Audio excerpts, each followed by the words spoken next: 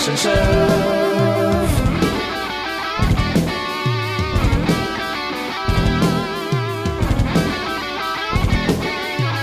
The Action Shelf.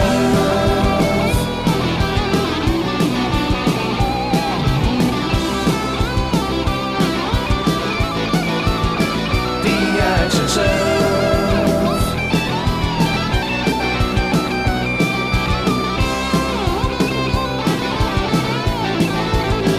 The Action Shelf.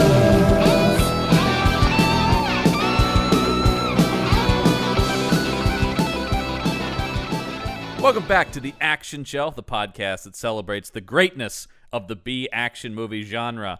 I'm John Campbell. And I'm Michael Lissman. That's right. We are here to once again dive through the bargain bin of used DVDs and such.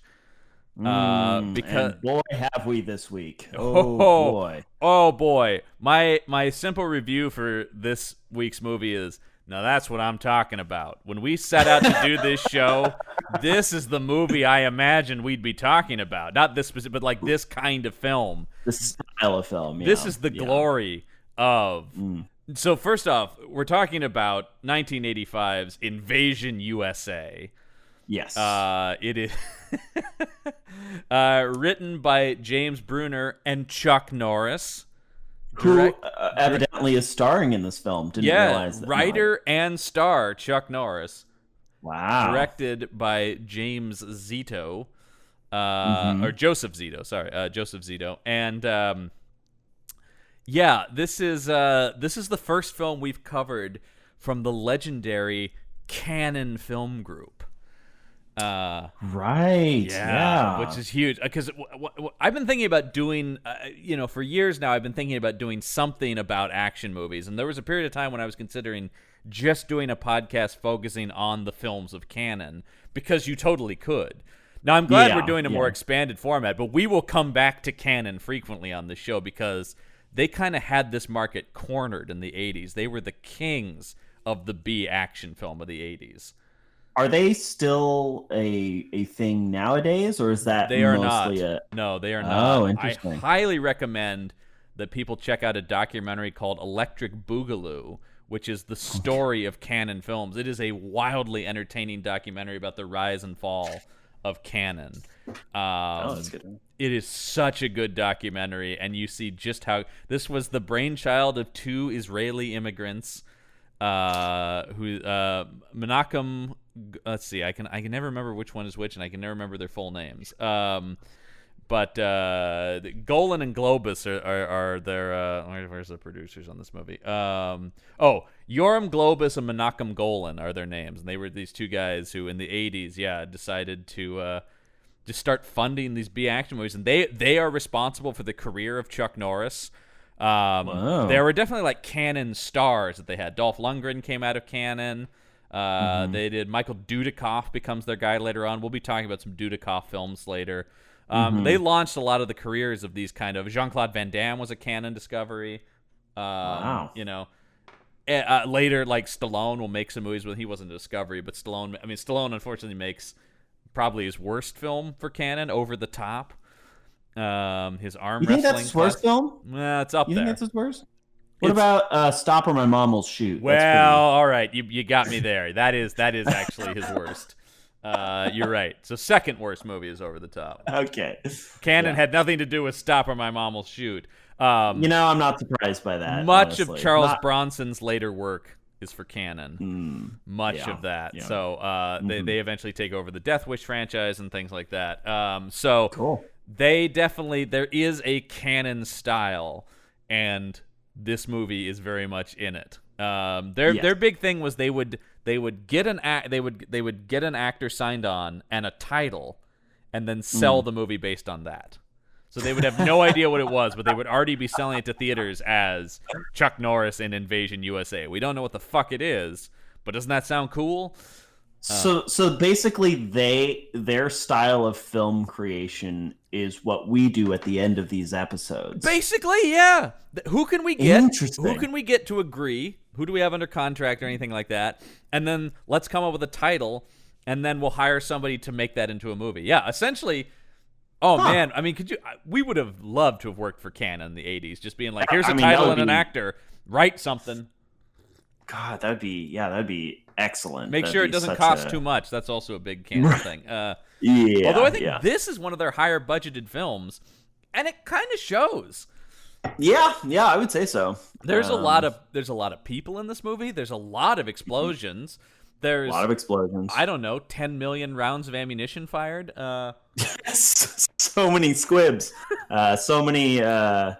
Is it a squib when it's not on a person, or it's only on a person? When it's not a person, it's a squib. Okay. What is it when it's? Is it? Well, it just could like be a squib in a wall too, hitting a wall or something like that. The squib is basically the 'cause small also- explosion.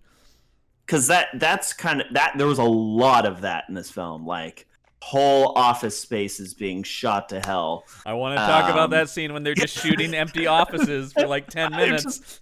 I just like, this is a terrible waste of ammo. This whole, and by the way, I don't think a single person reloads a gun in this movie. I think you're right. Yeah, They because just blast it Chuck away. Norris doesn't. He just No. drops his guns and finds another one. Yeah, no, but people He fire. bolts Halo. I mean, well, I'll say this. I have a lot to say about the guns in this movie because I don't think this movie understands how guns work. I mean, very, very obviously so. Yeah. Yes. Invasion USA. Yeah, I believe this is Chuck's first screenwriting credit. Well, hopefully not his last. Well, Fingers this crossed. is his first. It is not his last. He will go on to write 3 years later his other canon franchise, Missing in Action. He writes Missing in Action 3. Okay. He then wrote a movie called Logan's War in 1998. And then, Sure. yes, wrote 6 episodes of Walker, Texas Ranger. Well, that makes sense. You know, the actor becomes the auteur of the show. You know, after so Eventually. many- I mean, similar to Alan Alda on MASH, right? It's very Exactly, much yeah. like that. Chuck Norris. I think those two are often compared. I think of them as the same person, Can honestly. you just imagine Alan Alda is Walker, Texas Ranger? Yeah, you're gonna want to get out of there. I would love to see Alan Alda do a roundhouse kick. Here's the thing. I'll just say right off the bat: a surprising Yeah. lack of martial arts from Chuck in this movie. Can I say that was my biggest disappointment? Yeah. Because I hear Chuck Norris, I think some sweet kicks, and there was 2 good kicks. Yeah, There was 2 very good kicks. but aside from the final fight with the villain, he really doesn't get engaged in any kind of hand-to-hand combat in the movie.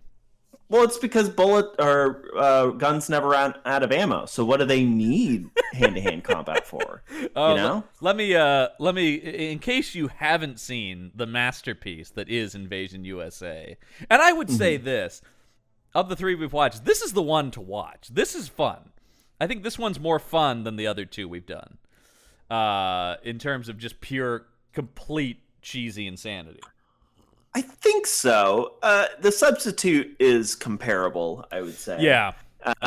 This one There's doesn't... some fun bits there. There are some fun bits there, but this is the Substitute without the weird, dramatic stuff in it. Teaching subplot. This is yeah. just completely... This is almost 100 minutes of shooting. Like, it really Yeah. is almost non-stop gunfire. Yes. I can't... conservatively, what, 1,000 people are killed in this movie? I couldn't even begin. Oh, I to- wouldn't even bother like- to count the bodies in this thing. No.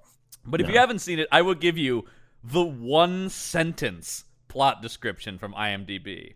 All Because right. what more Lay does it this on movie me. need? A one-man army comes to the rescue of the United States when a spy attempts an invasion. That's the movie. That's about as much plot as happens in the film. That is the movie, yeah. So before we really dive into the movie, I want to share. I dug a bit into the background of this film, and I want to. This is maybe the best canon story I've ever heard. And there's a lot of crazy stories about canon, and but I think this will color the whole discussion of the movie. Canon completely removed all the story elements and background characters during editing in order to concentrate noticed. on Chuck Norris and the action. The editor has stated that Cannon's cut made the film heavily episodic and pretty much a collection of explosions.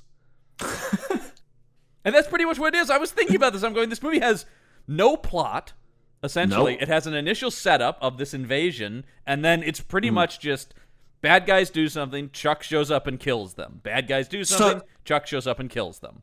So, John, you're telling me that there's a version of this movie that actually has a plot? Apparently, yeah. And that makes so much sense. Oh my gosh! Because I was just, I think the ending of the movie makes it the most apparent. But like, you're like, oh yeah, there is no plot. It just stops. It just ends. There's like, yeah, good enough. Cut. It's All like right, it's let's like roll it's like credits. you accidentally leaned on the remote and stopped the movie. Like that's what it feels like. Oh God, I missed the last 5 minutes. Ah, crap. Yeah. Because I wasn't necessarily thinking that there wasn't any plot while I was watching it until the end, and then I'm just like, oh yeah, not really anything happened. I kept thinking like, there's nothing. There's no like muscle tissue between scenes. There's basically nothing that leads us from one moment to the other. It's all just something happens, and you have no idea. Episodic is exactly right. Yeah, I think definitely. Yeah, I think that's. Yeah, I think you're spot on with that. We have no idea what, like, conceivably Chuck is doing detective work in this movie, but we have no idea what I was wondering. What clues are leading him where or why he's talking to anyone he's talking to. He's just randomly showing up, and I was just like, how is he finding these people? Like, how does he know? Like, it doesn't make any sense. He seems to just already know where every important villain is. To ask so them it would the make questions. sense. It would make sense if there was a scene cut out where he like intercepts some intel from them, or like, or is like picking up on their like radio frequencies. Yeah, and, where's you know what the I mean? Die Hard thing of him having a bad guy's radio and listening into like, no, that's where they're going, Because exactly, he shows up like Batman in so many of these scenes. He's just like, Yeah. yep, Chuck's here. And should we say, we'll keep calling him Chuck because all of my notes say Chuck. But he does play the brilliantly defined character of Matt Hunter in this movie.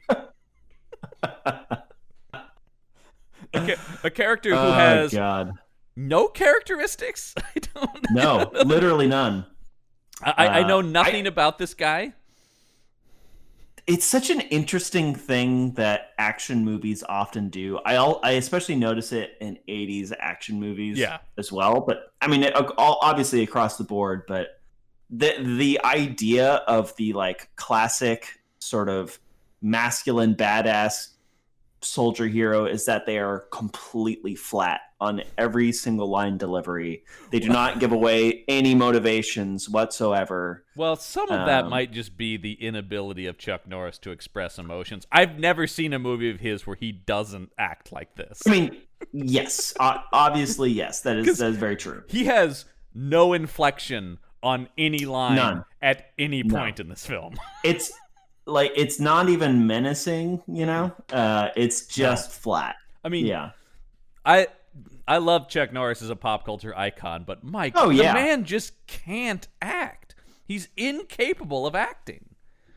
But I've also never seen a movie that asks as little of him as this does. It's very true. It's just like, no, Chuck can't say these lines worth a damn. Who cares? We'll just write a movie where it doesn't matter what he says. Exactly. There's no plot anyways, so who cares? I know. I want to read the original script. I want to see that first cut of the movie and see what this movie looks like with more plot. Yeah, because right off the bat, the character who I want to talk about, does she even she does have a name, McGuire, the reporter. What? Right. She's nothing. Why was she in this movie? She had to have had a ton of stuff cut. I guarantee you most of the plot landed on her. Because do you know who Chuck Norris's first pick for that character? But please tell the listeners. Go ahead. One, Whoopi Goldberg was Chuck Norris's Academy Award pick. winner Whoopi Goldberg, who I love. She's a national treasure. Yeah. Wasn't it around this time she did The Color Purple? Yeah, it would have been right around here. Yeah, so right around here. So like height of Whoopi. This is like Whoopi's a full-on movie star at this point. Yeah, yeah. She's a couple years out from being on Star Trek. It's like because they said that there was a huge disagreement between him and the director as to her not being. But I can't imagine she would have wanted to be in this movie. Well, I mean, I don't know. Like maybe. Maybe. I mean, certainly not after all the plot is cut out. Yeah, I mean that's certainly the thing. But the thing I kept going with the reporter.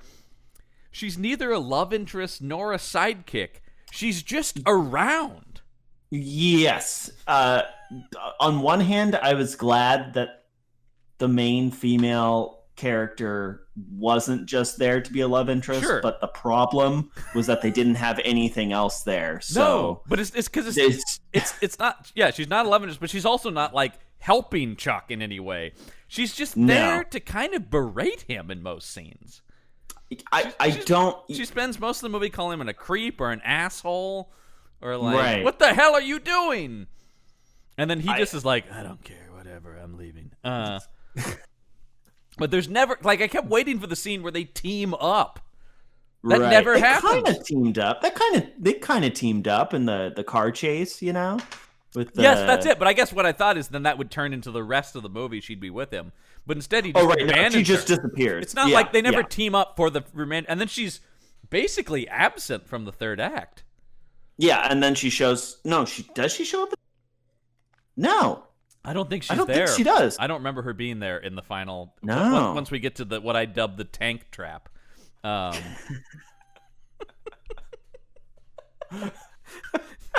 This movie's terrible, but it is a lot of fun. This one's a lot of fun. Yeah. This one is. What is the villain's name? Oh, Rostov. Yeah, Mikhail Rostov.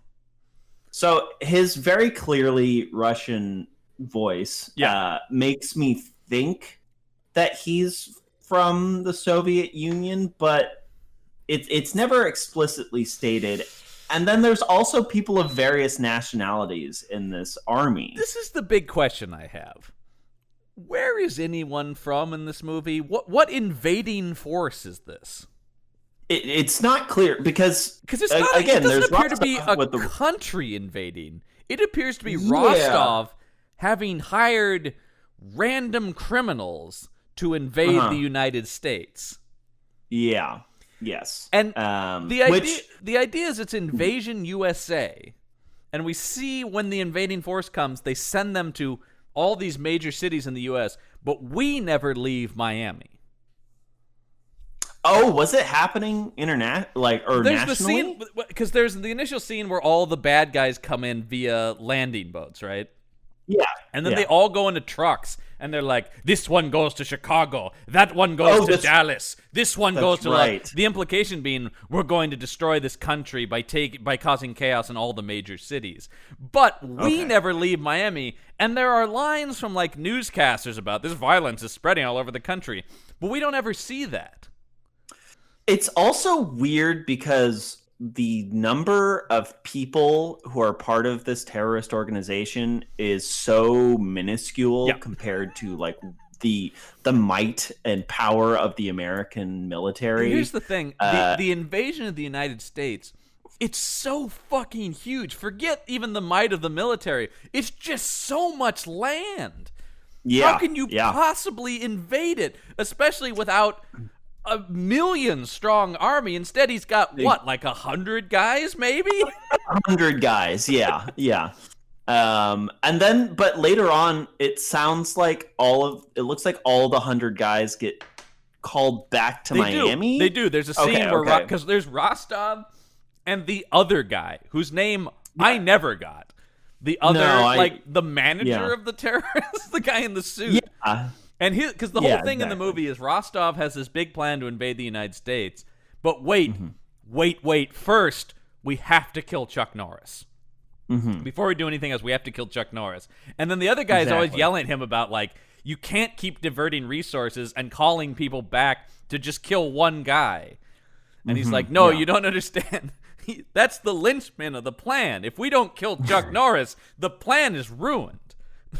But would Chuck Norris have got into this if he didn't get shot at? You know, if, you know what I mean? We see Chuck Norris actively refuse to go on a mission early in the movie when he Yeah. works for, I believe, something only described as the agency. We have no idea what branch of government it is that he works for. I was unclear that it was a government branch. I mean, there's no specific evidence to state that it is. Everything in this movie is kept so vague. We don't really know. Yeah. We don't really know what the because the bad guy's only plan is to cause chaos in the United States. Yeah. Then what? Exactly. As soon as they started just using rocket launchers on just houses, I was That like, scene is what fucking incredible. What is the end game here? Like, what? Shouldn't you go after like important like government targets? No, at no point are they targeting government officials. They're only targeting individual civilians in like suburban neighborhoods. Which again, this plan is supported by the theory that all of the guns and weapons have infinite ammo.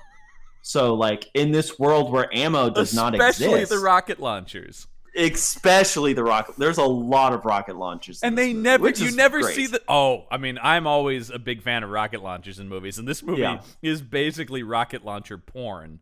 Yeah. But a rocket launcher, how a rocket launcher works is you put a rocket in it, you fire it, then you put another rocket in it and fire it. Yep. These guys are just firing 6-7 rockets without ever putting other rocket. How does that work? Yeah, it's like a semi-auto rocket launcher. The scene where he's blowing up that neighborhood, he just keeps turning and firing another rocket. I mean, literally, that might be my favorite scene in the movie. I think that's he's just parked on the street of the suburban neighborhood with a rocket launcher, and he's just like, blow up this house, blow up that house, blow up this house, like just this house. Can I tell you my on the street? Yeah. Can I tell you my favorite part of that scene? There's like a quick sequence of shots of houses getting blown up. Yeah. And on one of them, like a house gets blown up, and then a voice from off screen just shouts, "Jenny!" That's amazing. I had to pause it, and Maggie and I laughed for a good 5 minutes, and then rewound it and watched it again because like it was so they funny. put the scene there, like, this isn't having the impact we want. We need a human voice in here to tell us about the horror. Jenny. Jenny died, I guess. Jenny died, I think. Yeah, this is the weirdest thing. That scene. And we watch it with the subtitles on, and that was prominent enough to where the subtitle Jenny comes up. I will say, on the I screen. had to watch this one with the subtitles on, which I don't always do, because the mix on this movie is terrible. Did you notice this? Oh my god! Good. It wasn't I noticed it from shot one. Yeah. Like from the very beginning of the film. The dialogue is mixed so low. So low, yeah. And the dialogue, but then also just everything. There are so many scenes. So starting with the Cuban raft scene, and then like pretty much every scene from then. I wrote down several examples, but like everybody is silent in this film unless they specifically have a line. And then the line, is also very quiet. Yeah. But like there's no like room noise. There's no ambience, happening. It almost feels like It's everything very was strange. recorded in post. I don't know if that's the case, but it has that sort of artificial silence around it. Especially when you see people in the background like mouthing that they're talking, but they're not talking. It's very uncomfortable. Yeah, they never went in and added the background looping that movies do, where they just put in idle chit chat. I think they did, but it was so quiet and did not match what was happening. All the emphasis in the soundtrack is on explosions and gunfire. Exactly. Because when I started the movie, I turned it way up because it was, and then they'd let off the guns. I'm like, Jesus Christ! Yeah, exactly. I had to turn it back down and then keep the subtitles on, or else I would not have been able to hear anything anyone was saying in this movie, or Right. I would get neighbors complaining because, my God, Yeah. all of a sudden it was this deafening experience. I should have watched this one with headphones. Yeah. You know, live and learn, man. Live and learn. Yeah, exactly.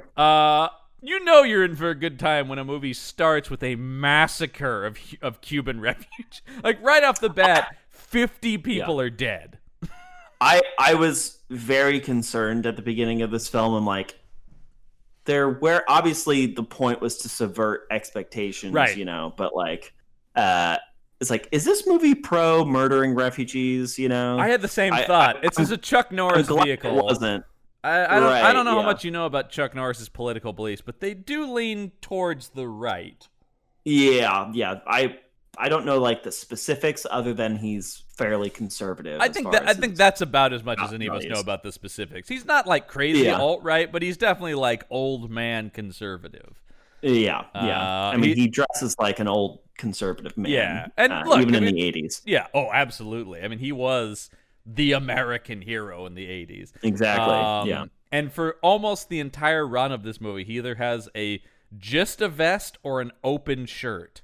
Pretty much in every scene. You can see it's all denim. All denim. And this is not peak Norris mullet, but it's getting there.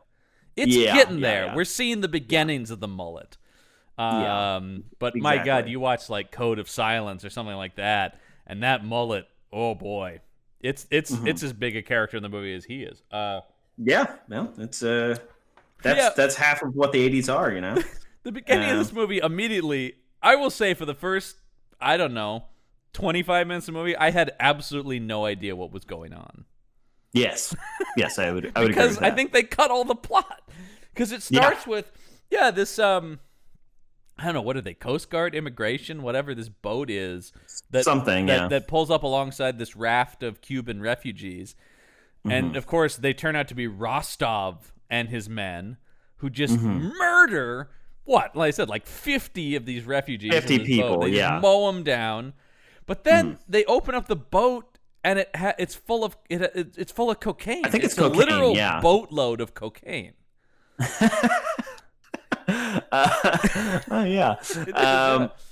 And what? Yeah, I was trying to figure out what this scene was trying to, like, what information this scene was trying to tell me. We go in knowing this movie is about some kind of invasion of the U.S., but now there's a drug plot, and I'm like, wait a minute, okay, I don't know what this has to do with anything.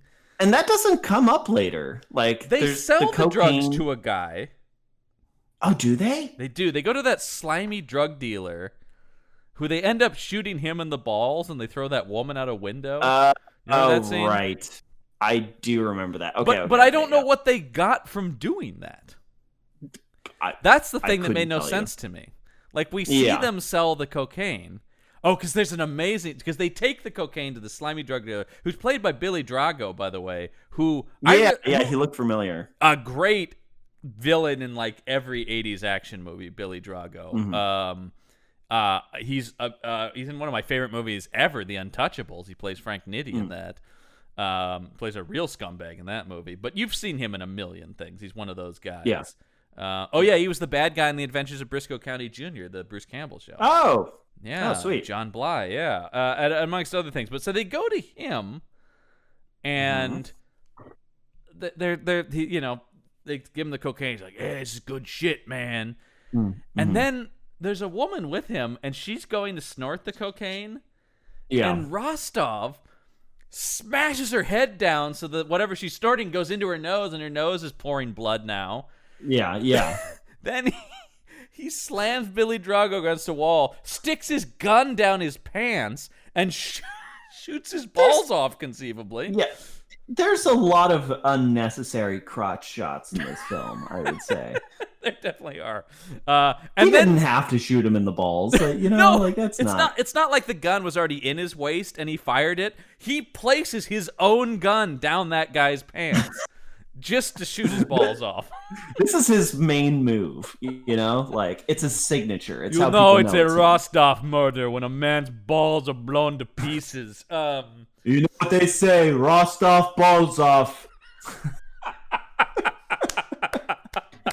There's our first T-shirt we have to make for the show. Rostov balls off. And then he just hurls this woman out a window. Right. Yeah. In slow motion, we see this woman go crashing through this window. And I have no idea what is accomplished for their evil plan. I don't know why. Point. Yeah. It's just. I was so confused. I was so confused by this villain. While Rostov is doing this, we just cut to Chuck Norris living in the swamps of Florida, doing manly shit. Yeah, like using a chainsaw without like any sort of eye protection or gloves, which is generally for recommended unknown reasons. He's just randomly chainsawing a log. Yeah, we don't know what he's gonna do with it, but yeah, it's just oh no protection. No shirt, just you know. And like I realize that they're trying to like create this mystique of like him being just so manly but like even like really tough like people wear like that kind of protection. Yeah, because like that's being tough doesn't save you from potential eye damage. You know what Even it was? His eyes are fucking tough. Yeah, you know what it was? Anytime a piece of bark dust came up to his eye, one of his eyelashes did a roundhouse kick and kicked it away. I mean, that's the thing. Chuck Norris has become so much of a pop culture, basically meme, right? That I mean, when we were in high school, we were obsessed with all the Chuck Norris facts and stuff like that. Yeah. I had multiple Chuck Norris shirts. And it was like prime Walker Texas Ranger lever on Conan. Yes, right? exactly. There was this sort of like newfound, I don't even know what to say, like ironic or cheesy sort of appreciation of the work of Chuck Norris that came in the mid 2000s. And Conan was definitely a big part of that with his Walker Texas Ranger lever. We also see Chuck capturing a gator. That's true. Yeah. And we're just supposed to be fuck, look at this guy, man. I was thinking like, I wonder if like they got clearance. Oh, what is that organization? I was trying to remember the organization that sort of rates movies on like treatment of animals. Oh, it's the Humane Society. You know what I mean? The American Humane Society. Oh, it is. Yeah. I was curious. Like I saw the scene with the alligator, and I was like, I wonder what this movie got with that rating. I'm not sure. Oh, there's also PETA. I think you may be thinking of PETA. Perhaps. Because Humane Society monitors the use of animals on film sets, but I think it's PETA that actually rates the movies. Oh, okay, gotcha. But PETA's always angry about something. Yeah, it's true. Look, I'm all for the ethical treatment of animals as well, but sometimes even I'm like, okay, PETA, let's calm down. Yeah, PETA is honestly, I would say, and we don't need to get into too much of a political discussion here, but it's probably more harmful for their cause than helpful. Unfortunately, there's a lot of groups like that where it's like, it's when it's hard, when you sort of go across the board to everything and to the insanity, you can lose some of your main message there. Exactly. Anyway, so Chuck's capturing gators, and then is this when we meet? What's the name of the Native American character here? John Eagle, who's a huckster of some sort. On his fan boats, he owns a restaurant and runs fan boat tours, but he also is selling something to Chuck.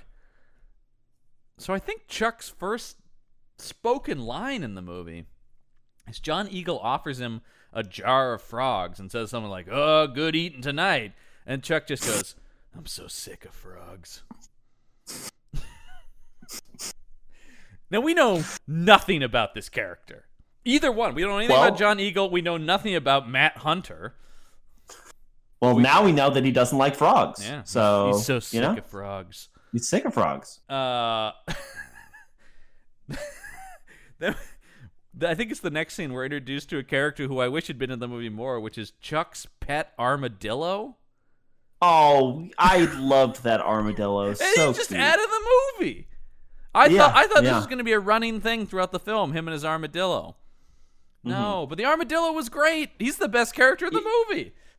I will say, I was very grateful that they included that one shot of the armadillo like escaping. Because Absolutely, I was very upset. Yeah, same here. I was like, they better not harm that armadillo.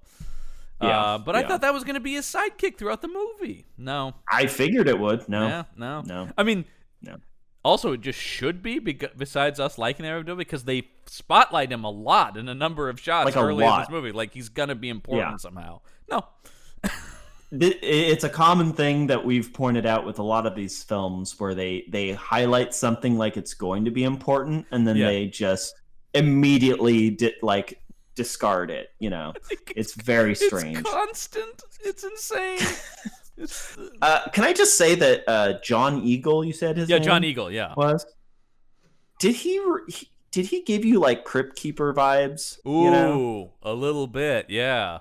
Yeah. He's a weird, another like weirdly specific character. Like they're making very specific character choices with him for a man who will die in his next scene. Yeah, he's in the movie less than 5 minutes, but he's so highly specific. Yeah, it's very strange. He's a Native American crypt keeper. So this is when his old cohort, boss, partner, I don't know, some guy in a suit from the agency shows up. Can I just say this man kind of gives me the vibe of like a young Mitch McConnell. You know what I mean? Like his face. Yeah. Just and like lack of chin, kind of just on his way to full on turtledom. Exactly. That's the vibe I was getting from this. Yeah. I can see it. He shows up and he's like, "Yeah, Rostov's back and he's trouble." And Chuck we get one line from him that says, "You should have let me kill him when I had the chance." I'm adding more to it than that. With Chuck, it's more like, "You should have let me kill him when I had the chance." Yeah. You're giving it way too much. Yeah. Way too much. Yeah. I'm used to the Berenger or Nicolas Cage gravitas. Exactly. I need you to dial it back a little bit, John. It really is just like as blank a face as possible and totally monotone. You should have let him kill. You should have let me kill him when I had the chance. So this line implies the history of Matt Hunter and Rostov, that they are each other's greatest nemesis. Star-crossed lovers, if you will. And then it cuts to a scene. I wasn't sure if it was happening now. We'll later find out that it was a flashback where it's some kind of diplomatic meeting, I guess. It's like in an embassy somewhere. There's a guy shaking hands. There's a guy in a suit shaking hands with a guy who looks like he's got the like official markings of some kind of African leader. It's like the sash and the colors and stuff like that. And Rostov is just outside the window of this place with the first use of a rocket launcher in this movie. He doesn't get to fire it.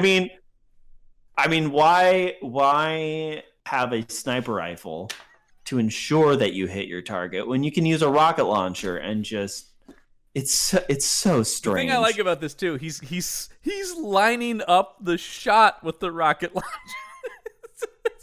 He's also what, like 12 feet away? It's like this is probably going to kill him too.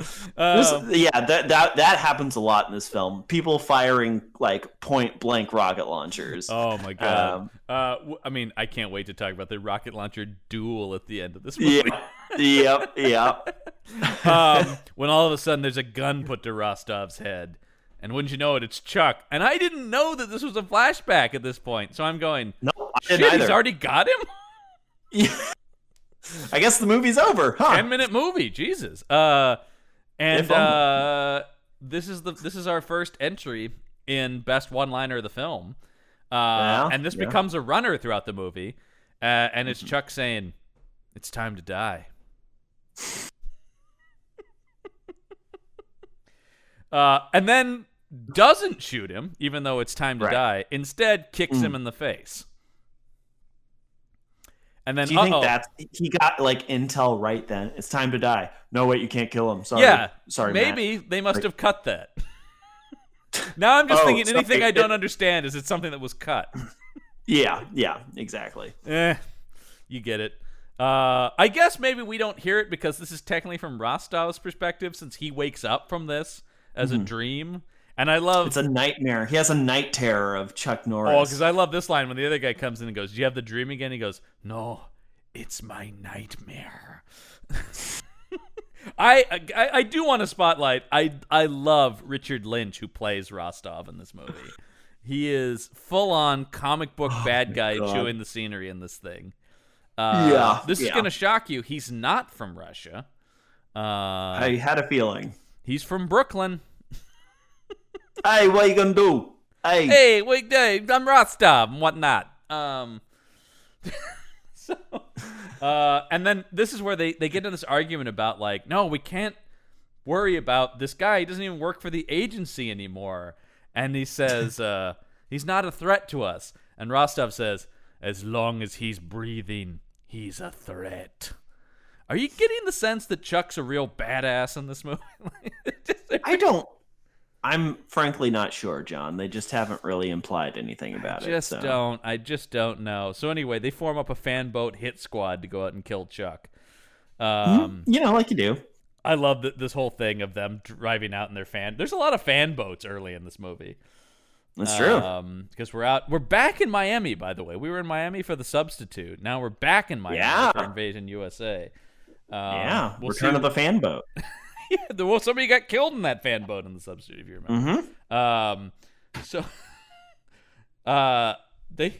They show up armed to the teeth with multiple rocket launchers. Yes. And their plan is, once again, we don't know how they know where Matt Hunter lives, but they know. They just know. Yeah. And their plan is, we're just going to go blow it up. Blow it to hell. And then we're not going to search for a corpse and just assume he's dead. Yeah, because they're riding in, and John Eagle says, "Matt, look out!" And then Matt Hunter dives out of his house seconds before it is shot with, I don't know, 20 rockets? Yep. Honestly only need one, but sure. The first one hits, just be sure. And I'm like, oh, wow, they blew up his house. And then it just keeps exploding. Yeah. And then they're just like, well, guess we got him. Well, before that, though, they do mow down John Eagle. That's true. Who does get one of them with his shotgun before he's just blown to pieces as well. Right. He's shot to hell. The first of many just... I mean, actually, we had the ones at the beginning, too. There's so much just wanton slaughter in this film. Oh, yeah, like the couple making out on the beach. Oh, that was one of my favorites.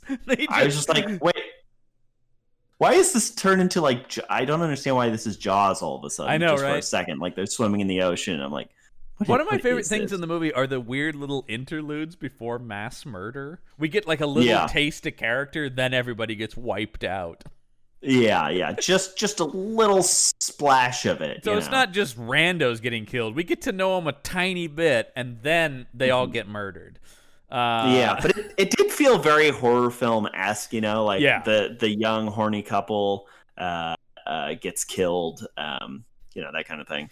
Yeah, there's two scenes like back to back that start with teenage couples making out before chaos. That's right. Yeah, because the teenage couple in the car during the when the suburban street gets blown to pieces. Yeah, and during that scene, I just wrote,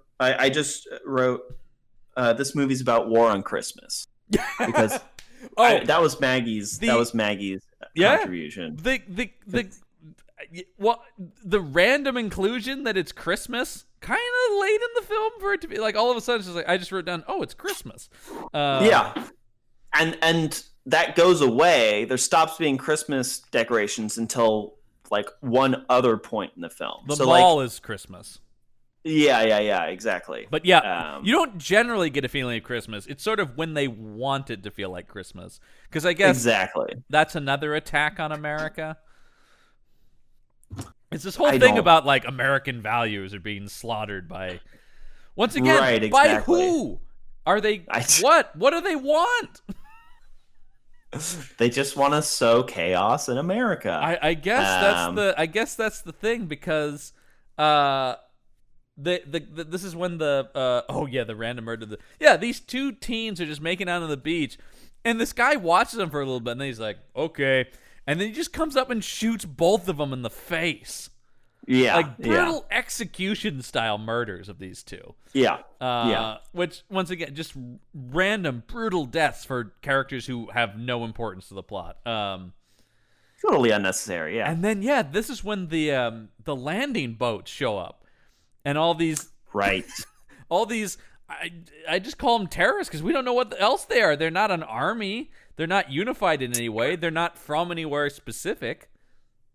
I mean, I got the impression they were an army, but like a militant group. I don't know. They're from all over the place, confused. though. We established it's true. firmly a Japanese character amongst them. Yep. They're a multi-ethnic group of terrorists. Yeah. Who are here to cause trouble.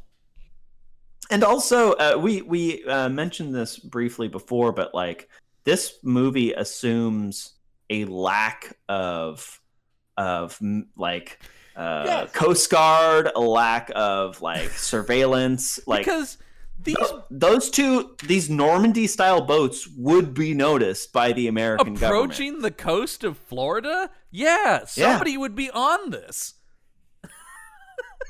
That's what got me. I'm like, how could no one notice? Because conceivably they came for a while. It would have taken them a while to get here. Somebody would have picked up on that. Sonar, just because they're showing satellite. Yeah, exactly. Just because they're showing up at night doesn't mean they're under the cover of night during the whole journey across the And even if Atlantic they are Ocean. under the cover of night, night vision, sonar. Once again, there's any number of things, and the Coast Guard to be all over there. It's kind of a big deal. It's one thing if like a raft from Cuba shows up on the coast of Florida, but these are big military style landing crafts, and nobody caught it. Not a single person had any concern about this. It's very strange. As they then get into trucks headed to various cities to cause chaos. And all we know, once again, this is it for what we know about the end game of this plan, is Rostov saying in 18 hours from now, America will be a different place. Okay? It will be exactly the same, but people will drive on the left side of the road instead of the right. That's what this is about. You've been driving on the wrong side of the road, America. It doesn't make any sense. So Chuck, now angered by the destruction of his home and I guess he's the death in. of Johnny. Yeah, now he's in, but he has one stipulation. I work alone.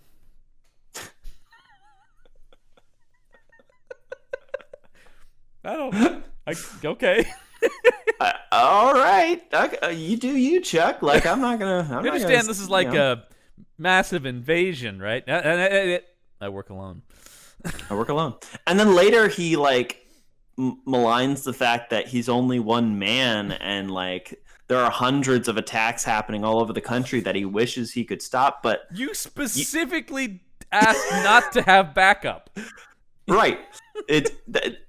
That's your fault. Yeah. I don't know why it's even your call. I just love that none of the other cities are addressed in the film. What are they doing? Do they have Chuck Norris's in them as well?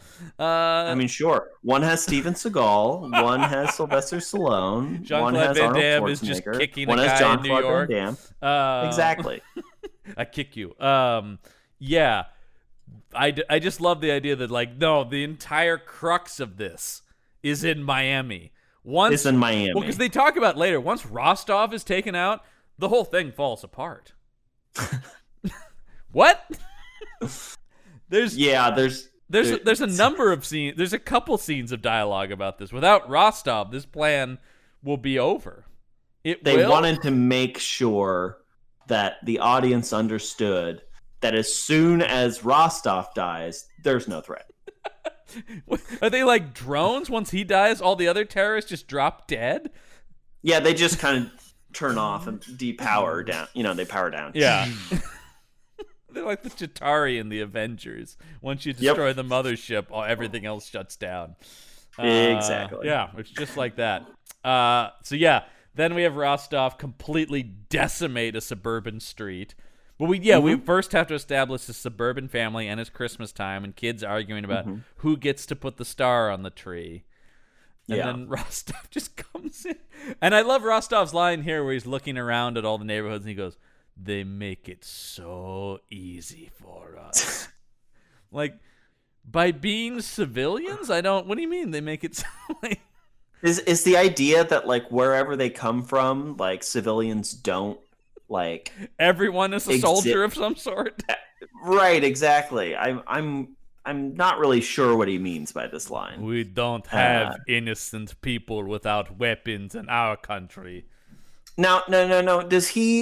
Is he saying the line, they make it so easy? Is that implying the fact that the Coast Guard just let them in and that there's no law enforcement stopping them? We really thought it would be harder to get to the coast of America. It was actually super easy. They do literally make it so easy for us.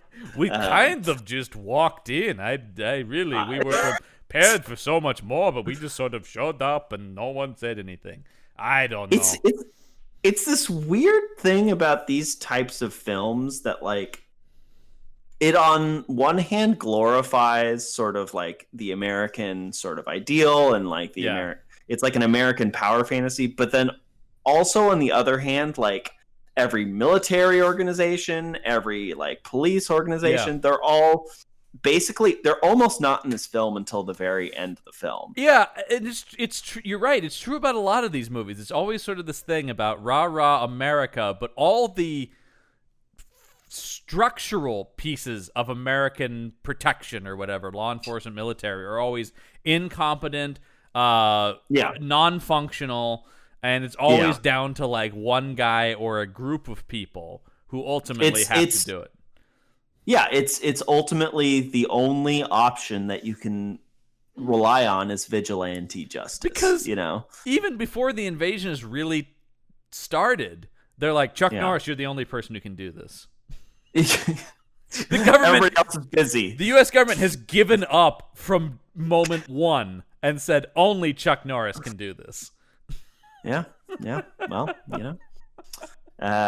so that's maybe that's what he meant by they make it so easy. That's my interpretation. Yeah, boy, the Coast Guard is terrible. I thought they'd be better. I don't know. We got better. Also, they left the landing boats on the beach. Oh, so... I love that scene when the cops roll up and they're like, "What the fuck is this?" They're like, "Oh, that's weird." Eddie Jones plays the main cop who just sort of keeps walking in and out of this movie. Who I know because he was Superman's father, Jonathan Kent, on the 90s Dean Cain Superman show. Oh, okay then. I mean, that's what I would know someone from. So, Yeah. Look, if somebody was in a Superman property, I know who they are. Right. But his throughout this whole movie, he's just like, "The fuck's going on?" Yeah, again, he doesn't really like become important in this film either. Sort of similar to the plucky reporter character. Later when he arrests Chuck Norris for being a vigilante. Right. Yeah. Right. We don't which I'm like, dude, a vigilante is the least of your problems. Half your city is blown up. Thousands are dead, and they're like, no, we don't like this guy in the truck who keeps killing these terrorists. That's illegal, pal. And you're just like, no. Like, on the one hand, that's true. Oh, that's right. Oh, Maggie just wrote this note for me. There is a specific shot on the beach when they're running up, like the invading force is running up. Yeah. And there's a specific shot of them trampling over the corpses. And the TV that they had on. They had like a little portable TV. And you see that get smashed and spark. That was so unnecessary and like kind of upsetting. But it's almost just like, that's how little respect we have for America. It's like, they are nothing to us. They are ants under our boot. I saw that as sort of a really lame attempt in the movie to have some sort of like imagery there that's, metaphorical or something. Right, yeah. I mean, I think that's also the thing about the Christmas stuff, too, where they're like, during the Christmas season, they're doing this. Exactly. Like, we're just supposed to be... Exactly. the audience is supposed to be sitting in the theater just outraged. What? Where's Chuck Norris to stop these monsters? How dare they ruin Christmas That's, of all days? Yeah, you pick any day to invade, but not Christmas, pal. I can't wait for Chuck Norris to give these terrorists a what for. And by the way, he said 18 hours from now, so that means that conceivably this movie takes place in less than 18 hours. I mean, that's literally impossible because if everybody is driving to different points of the country, that's it takes more than 18 hours to drive across this country. They're starting everything from Miami, and they're sending people to like Los Angeles. Yeah, that takes a really long time. You're literally to driving drive. all the way across the country. Don't worry, we figured this out. 18 hours. Yeah. It's completely insane. Completely insane. So then we get this scene that's, I guess, in the Latin district of some kind of. It's a party or something, some kind of dance going on, and we get this whole scene where we're suddenly introduced to. My mistake. I thought they'd be characters in the movie, but these two teenagers, and one's really nervous to talk to girls, and his friend's like, "Come on, man, you just got to go up and talk to them, all right?" And I'm like, what is the point of it? And by the way, I should mention, we haven't been talking about the reporter character because she was at the beach when they found the landing crafts. She's for some reason at this party. I don't know. Yeah. She's so not important to anything that's happening, but she's here when this happens. But even Chuck Norris shows up for no reason. So, like, there's no reason that anybody's anywhere in this film. No. No. Chuck Norris shows up randomly throughout this whole movie. Right, exactly. So he's nervous to talk to girls, and then this police car rolls up, and they're like, "Oh no, the police are gonna hassle us. What's it about tonight?" By the way, it's a real ramshackle-looking cop car. Like these guys hastily put it together. The number on the car is like hand painted on. I thought it was like a very obvious sticker. The Miami and police, they don't flow together. Like they're in different fonts and the sizes don't match like you would expect on an actual police car. It looks like they just took a white car, stuck on some words, and put the lights on it. And they're like, "Oh no, it's the cops." And what's funny is that another real police officer car shows up. Yes. A police car. Yeah. And they think, "Oh, that's the same thing. They're coming back." I love that. They're coming back. They're coming back because these guys are number one, there's constant terrorists in disguise in this movie. That seems to be a big part of the plan, is not just terrorists in general. And they talk about this later, that the whole idea is they want, I guess this is part of the plan, they want the people to turn on figures of authority. They say that later. Yeah. Except for, it's pretty easy for the police to say, just put out on TV or on the radio, "Hey, there are people impersonating police officers who are intending to murder you." Yeah. That's pretty easy to get that out, and then people aren't going to blame the actual cops or the military later. Yeah. It's pretty easy to say, look, there's people, don't trust them. Yeah, I just don't know. Because these guys just bust out shotguns and open up into this crowd of people. Yeah. And then there's like, no, leave witnesses. And I did think there's like 40, 50 people here. They're not going to kill all of these people with 2 shotguns when they're talking about leave witnesses. What, they're going to mow them all down? They've got, I was about to say how many rounds would actually be in these 12-gauge shotguns, but who cares? Because they can have 1 million rounds in this movie for all they care. There's no ammo. There's no ammo limitations. You never see a person reload in the whole film. Nope. It doesn't This is an alternate reality where guns just automatically generate ammo. I feel like a lot of the movies we watch on this podcast will exist in this universe. Now, is this the canon universe? Like the canon? Like yeah. Can we assert that the canon universe is a unified universe? Let's do it. Yeah. The CCU, the canon cinematic universe.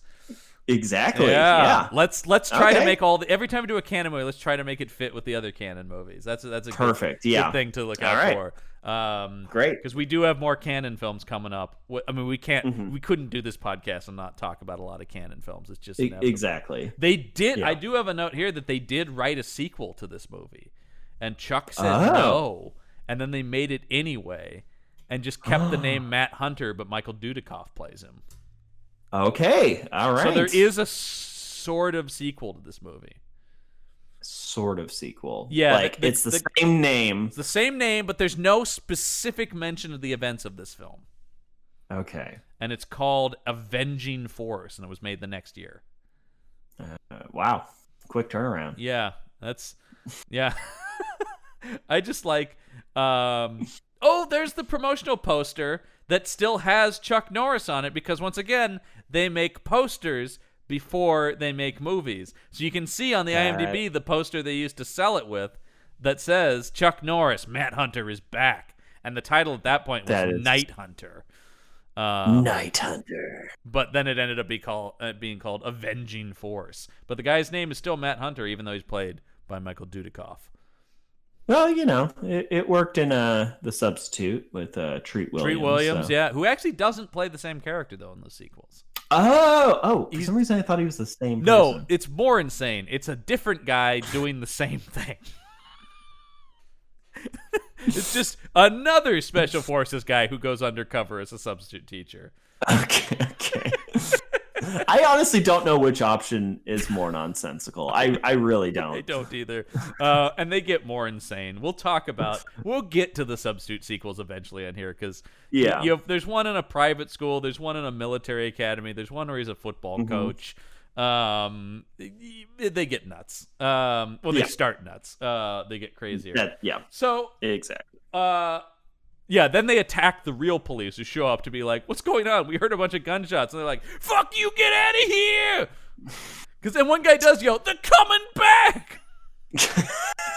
They're coming back! They drove in the opposite direction. And these cops just roll up like, what's going on? Oh, no! Let's get out of here, Lou!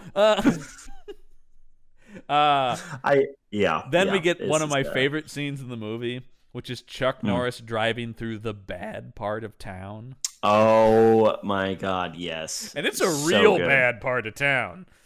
Yeah. People are just screaming at any car that drives by. You go to the worst part of town in any major city, you're not going to find anything like this, I don't think. It's certainly an exaggeration. Because every person on the street is like, the fuck you looking at? Hey, fuck you, man! And they're throwing stuff, or they're slamming on the side of his car. Right. I'm like, I don't... And like, what is the scene? He's just a guy in a truck. He's just he's not a police officer. He's not a government official. He's just somebody driving a truck. And Chuck Norris, in classic Chuck Norris fashion, has no reaction to any of this. No reaction. Literally none. I don't know what the point of this scene was.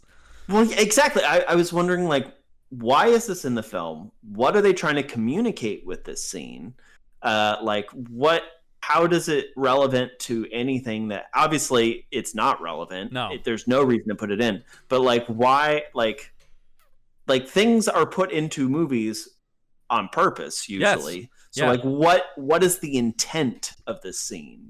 Like they had to have a reason to write this scene into the movie, right? Yeah, and all it is an establishment of he's going to a seedy bar to question a guy for unknown reasons.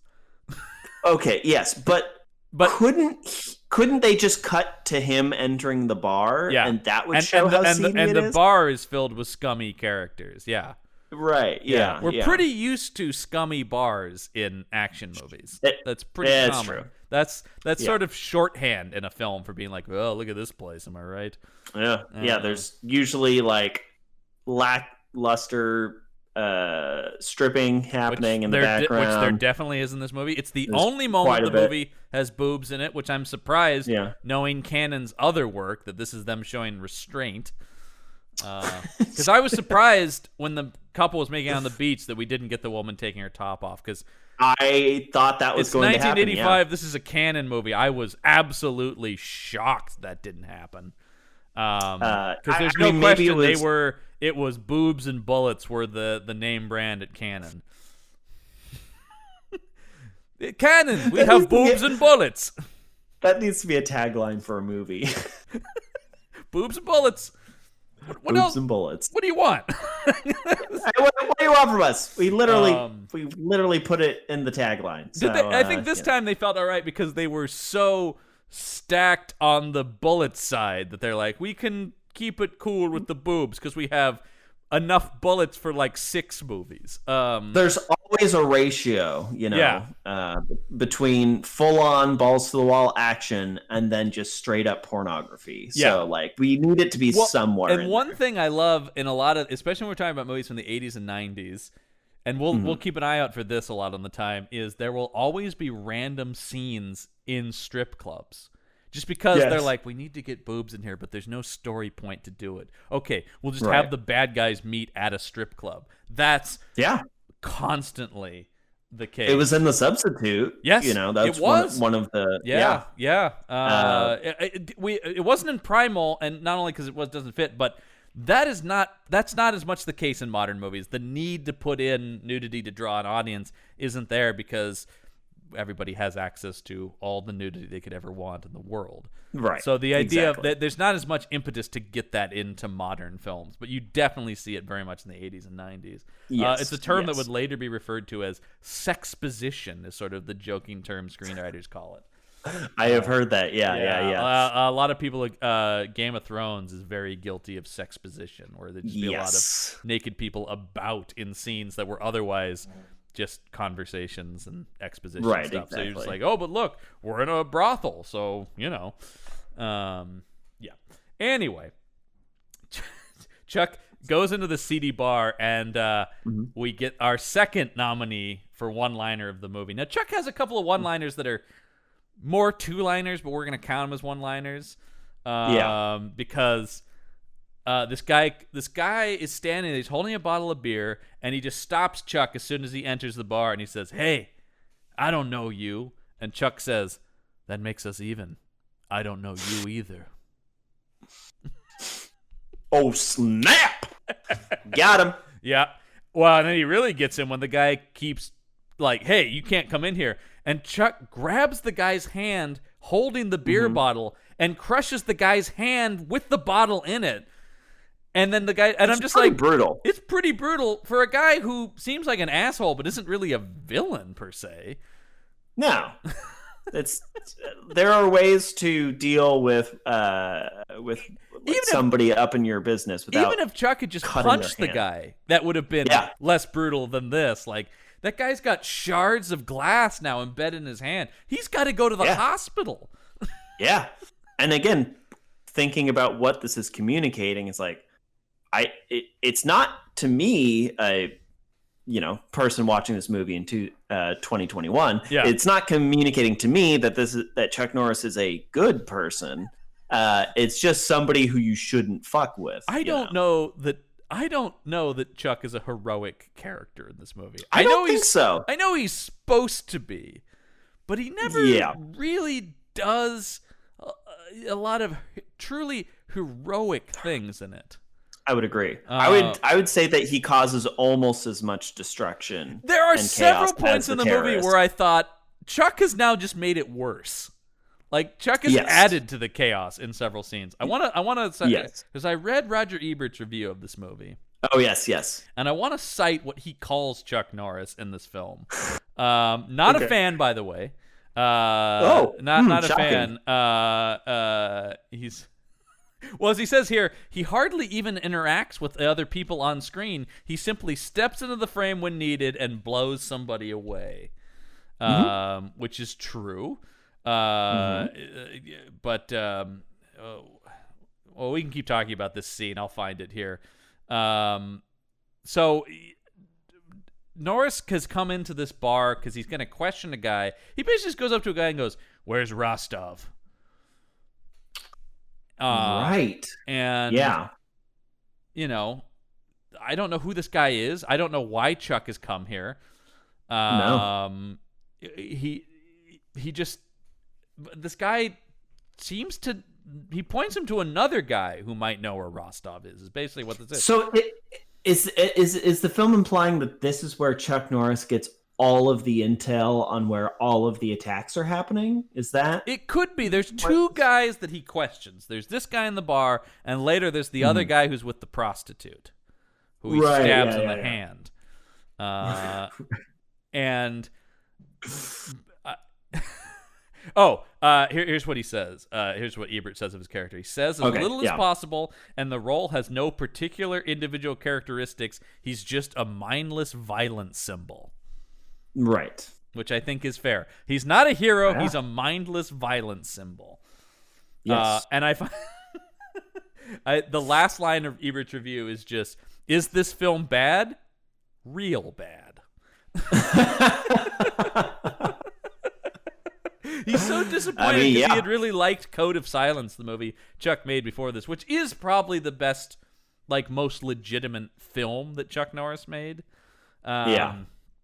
That's a real movie with real actors, and Ebert even says that. Then he's like, then he fucking makes this? Is kind of the whole tone of Ebert's review. He's just like, what do you want, Chuck? Do you want to be in real movies?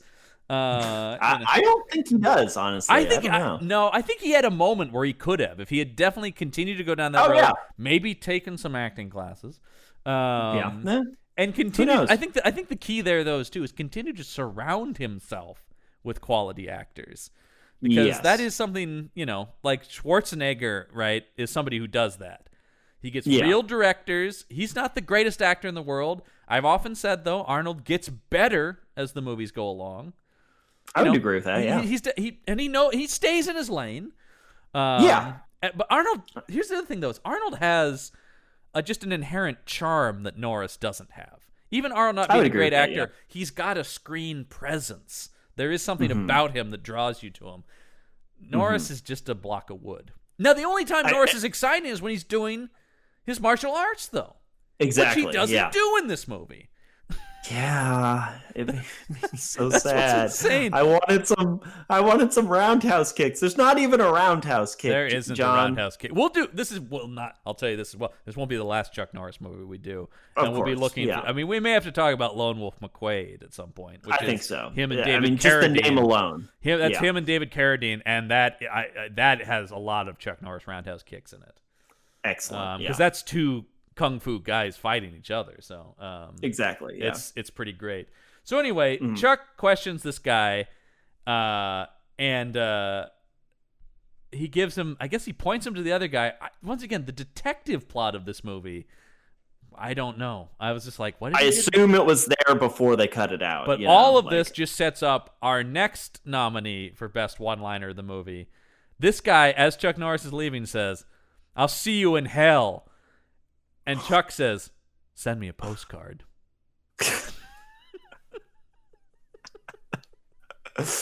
Yeah. Got him again. Yeah. And so then you cold as ice. Then we get a scene once again with Eddie Jones. Eddie Jones is the cop, is mainly there to give us information because he's just like, there's been 20 attacks like this in Miami alone. Plus, there's chaos all over the country. People are turning on authority. We can't show it, so let's just say it. Oh, we don't have the money for that. We also have scenes of the bad guys watching the news, and they're just like, we don't know what's going on. Random terrorist attacks are happening everywhere, and they're just like, yes, good.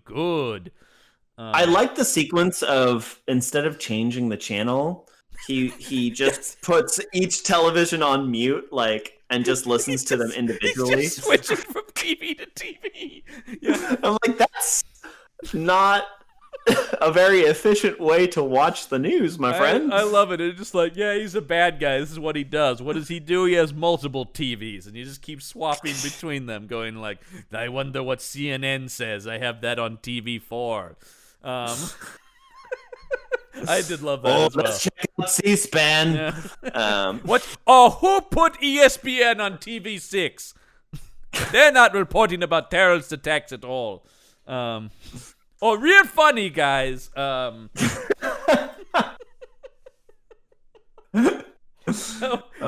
God. They're watching the news, and they're like, yes, it's all working out. In 18 hours, America won't be the same, or whatever we're trying to do.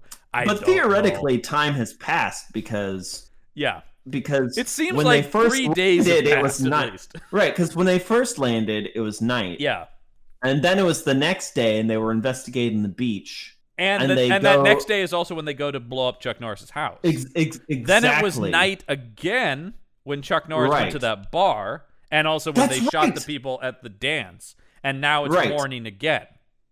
So that's more than 18 hours. Yeah, I think we're already at like almost 2 days. We're at the very least 24 hours. Yeah. I don't know if there's a subplot of them like, oh, we're running behind schedule, you know. Pick up the pace, guys.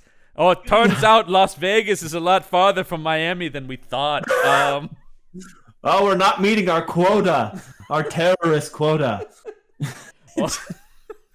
No, totally inefficient terrorism, guys. Like they didn't even attempt to make it seem like less than 24 hours was happening. Because several more days will pass. It's like it's day and night several more times throughout the film. They wrote that line in 18 hours, America will be totally different. Yeah, which is great. And then they forgot about it. Yep. Like, did they mean that in 18 hours we're going to start doing terrorist actions? I mean, that's the only way it makes sense. Yeah. So, yes, but I'm not willing to give Chuck Norris and his co-writer the credit for that. I think that's just logical reasoning applied to this movie.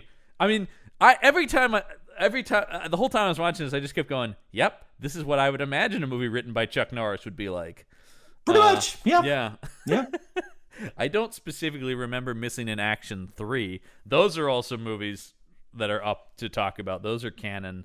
That trilogy of the Missing in Action films is something we could talk about at some point. Oh yeah, definitely. I mean, Chuck Norris is like. I mean, you could do an entire podcast about Norris's filmography because I do want to do Hellbound at some point, which is the one where he fights the devil. Oh yeah, because that sounds great. Yeah, and that's also mullet at full. That's full on mullet. Full on mullet. Yeah. So Chuck goes and questions another guy, and it's night again when he's doing this. So we had day where they're watching the news, and now it's night again. Yeah. Now it's night again. So another 24 hours have passed. Great. I think this movie takes place over the course of like a week. Yeah, it seems like it. And Chuck, this guy is gonna hook up with this prostitute. Right. Oh my god. But unfortunately, Chuck Norris ruins this by stabbing this man in the hand. Again, totally relatable protagonist. Totally reasonable. And I see myself in Chuck Norris. Yeah, Matt Hunter's really, he's just sort of anybody could. He's a real everyman. Exactly. I was just stabbing a guy in the hand last night. I said, just like me. A regular Tom Hanks, you know? I heard a regular Paul Rudd. I heard this was written for Tom Hanks initially. Right, yeah. Oh my God. I would have loved to have seen this. And it's just Tom Hanks charming people to stop invading America. Come on, guys. I don't want to do this. Yeah. You know you're better than this, Rostov. All right, Tom Hanks. And his name is Tom Hanks. Look, if there's one person I'm going to put out there to stop anything bad, it's Tom Hanks. Tom Hanks, yeah, exactly. I mean, he's won World War II like 8 times. Yeah. So he stabs guy in the hand, wants to know where Rostov is. The guy doesn't know exactly. His only answer is he's in the field. That's very what he specific. says. He says he's in the field. Then I love the prostitute goes and gets 2 muscly guys who are outside, who I guess are her protection, maybe bodyguards. I guess. Well, one of them's one of them is like 85% muscle, and the other guy is, I would say, 15% muscle. Right. You know? One guy's tall, and the other guy is just all muscle. The other guy is a walking bowling ball. Is how I describe him. And this is where Chuck kicks this one guy out of the room and delivers what I think is the front runner for the best one-liner in this movie. Okay. I'm going to hit you with so many rights, you're going to beg for a left.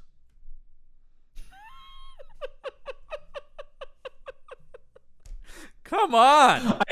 I mean, come on. I also want to say that the kick that he does to the guy Yeah. is a really good kick. Like, I mean, Chuck Norris, obviously Chuck Norris knows what he's doing. Like kung fu expert.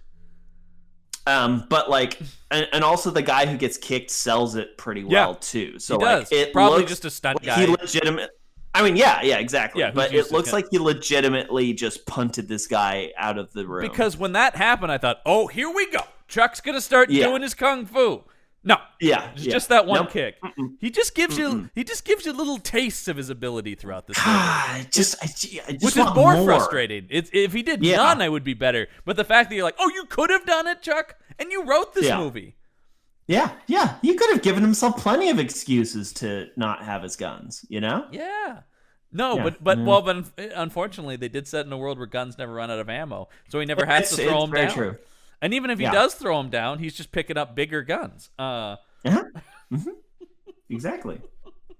So this is now the next scene is the mall scene. Oh, good. This is one of my favorite scenes. The mall scene is really the highlight of the movie, I think, action-wise. It should have been the climax. I haven't seen this movie since I was a kid, as I said before. And the only scene I remember really is this mall scene. And I thought this was the end of the movie. In my memory, this was the third act of the film. Right. And I think it was probably the high. I mean, there's also a good chance I watched this on TV and just stopped watching it after this. Highly possible when I was watching on TBS or whatever.